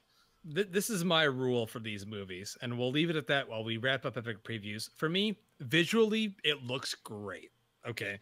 Yes. I know the story looks generic as fuck because it is, because guess what? This is not a franchise like a Star Wars or like a Batman or like a Marvel or any of the other major franchises where these characters have a lot of room for development or to take them different places. It's a very simple story. It's contained. When Michael Crichton made the first Jurassic Park book, he never wrote it to be made into a bunch of sequel books. He only made the Lost World book because Steven Spielberg wanted to make a movie out of a sequel, and he said, well, I'll write a book so you can make a movie out of that. So it was never based on anything that could lead on to be in segments. So it's all stretching it from the get-go. So for me, milking it for everything that it's worth. As a big fan, you all can see it in the live stream. Those of you that are the 3 of you there, I'm a huge Jurassic fan. I'm going to eat this shit up no matter what. Nick will give me shit until the end of time for my nostalgia boner for the first Jurassic World, which I love. We'll see if it gets me to that level. We know Rexy's in this. We know there's practical effects. Overall, I'm just hoping that I'm entertained and that it's a decent movie. Dinos kill people. That's all I want. Blood, guts. Kill them. Kill them. You won't see blood and guts in a Jurassic Park film. But... There's blood. There's a blood splatter at the end of Jurassic World. But we're finishing up epic previews. Ladies and gentlemen, this is the end of the show. We want to thank all of those listeners out there, new and old, especially those new listeners, for checking us out based on Podbean sponsoring us on the app. And, of course, all of our loyal followers and our sponsors of the show leading up to the live stream for The Cure 2.0. Nick, we couldn't be more appreciative and thankful for those of them out there that have supported us all this time and all those new people showing up on the show. We hope you will join us for the live stream for The Cure as well. Yeah, it's going to be absolutely amazing. Again, we can't say enough how grateful we are with all the people coming out of the woodwork to help to promote this event. This promo is running on shows I've never even fucking heard of. Never even heard of them. I'm like, what? Like, they played, like, because I just keep getting tagged and stuff on Twitter, and I think that's fantastic, and I really, really, really appreciate that. I don't mean that in some kind of detrimental way or anything. I think that's amazing, and I think that's the power of this event, is it's just reaching out there. It's reaching out there probably even further than we ever could just normally. And I love that about it. So 30 hours, we're going to have an amazing time. We've got a lot of amazing shows that are going to take part in. We're just going to have a hell of a good time. We're going to raise a lot of good money for a really, really good cause. May 18th to the 20th, starting at 6 p.m. Eastern Time, 30 hours. We're going to be live for 30 hours between 6 p.m. Friday and 6 p.m. Sunday. So it's going to be absolutely great. We've got pre-recorded stuff. We've got games. We've got guests. We've got the God of Podcasting. We've got it all, really. We've got it all. We've got an epic film frog. We've got a drunken hobo bastard. We've got everything that you could ever want and need out of a podcast. We've got loy sauce. Yeah. Loy sauce. He stings. Good night, Jared Taylor. Goes down smooth. Good night, Jared Taylor. Destruction in human form. Thank you, as always, for watching. And everybody that joined us tonight, either over on the YouTube or over on Twitch, please catch the live stream. The live stream is going to be up every single week, at least through the live stream for the Cure event. Although I really do like doing the live show. I think it's nice, and hey, you know what? Fuck it. It's another avenue for us to try to get out there a little bit more. I'll refuse it after the live stream for the Cure. I'll refuse it. Damn it. Justin will just put a stuffed frog on camera the whole time. Unless I can be nude. Yeah, well, of course you can be nude, but then we're gonna have to start streaming straight to like RedTube or something. It'll be fine. But ladies and gentlemen, thank you as always for listening. Next week on the show, it's the big one, baby. It's the big one. Infinity War is finally here. So please, please, please stay tuned for that. It's going to be absolutely amazing. And I don't know about you, Justin, but I know you were telling me last week that Loy Sauce actually worked hard to get them on sale. But I already got my ticket for Deadpool. You know, Deadpool comes out the weekend of the live stream for The Cure. So I'm going to see it Sunday night after the live stream for The Cure is over. Right after the event ends, man. I'm headed right for the theater. You're going to be so beat from the live stream. I'm going to die. I'm going to die that weekend. Sit down to relax, and you're just going to be... You know what? I will need to unwind and just let loose and just laugh for a couple of hours, and I really think that Deadpool will provide that. So that's going to be really, really nice. But yep, I'm super looking forward to that. Solo tickets have got to be going on sale pretty much any day now. Looking forward to that. Summer movie season is getting ready to ramp up in a very, very, very big way, starting with this weekend and the release of Infinity War. So, gentlemen, that's all. Thank you, gentlemen. That's all. Thank you. That's all. That's all, folks. For myself, ladies and gentlemen, for Justin, for the God of Podcasting himself, A1 Loy Choss Steak Sauce, Thoy Thoth, Moy Moth. I don't even fucking know. Loy sauce. That guy right there. Thank you all very, very much for listening to the show. And as always, Justin, we will see you at the movies.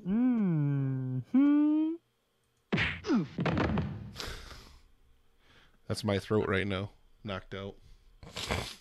We lasted 3.5 hours here. I am going to stop recording. Let's hope that Loy Choss didn't ruin his. I did not. This one looks good. Loy Choss? Oh, if there's if his track is blank or whatever for whatever reason, I can always pull the stream.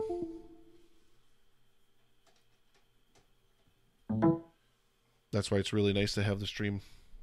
We can stop recording.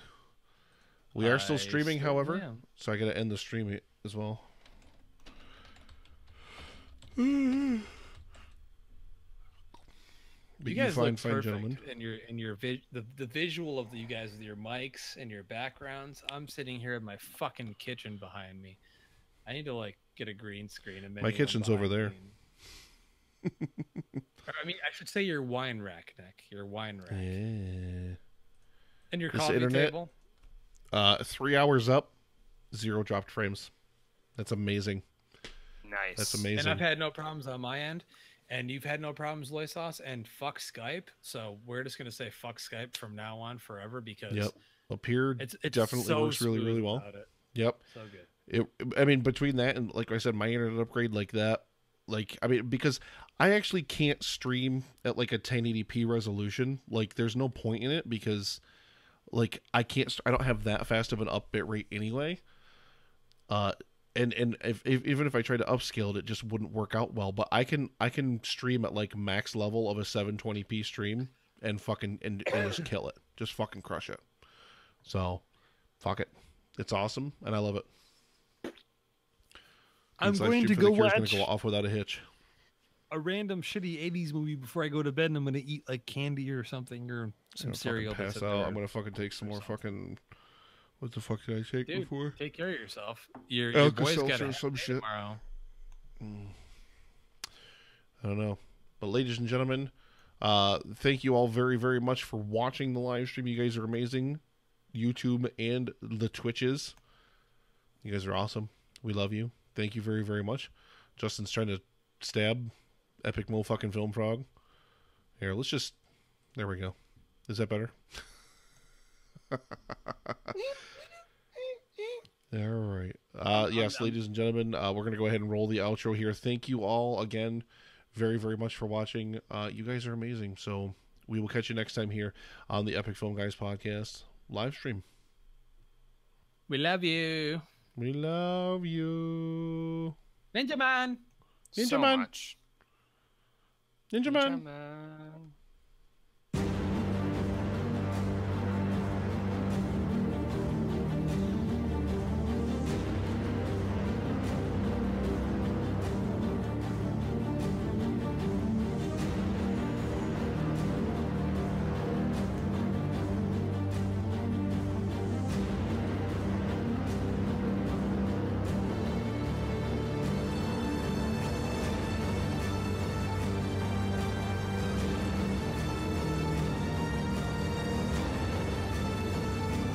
Ignorant.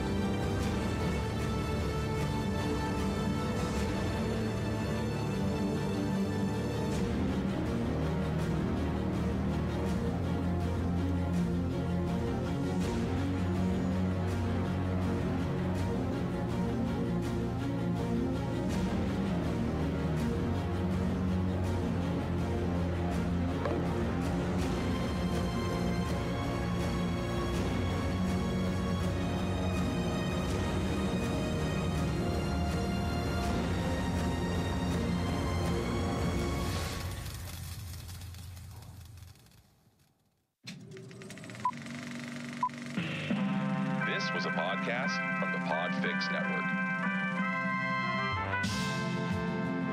You can check out more shows like it at podfixnetwork.com.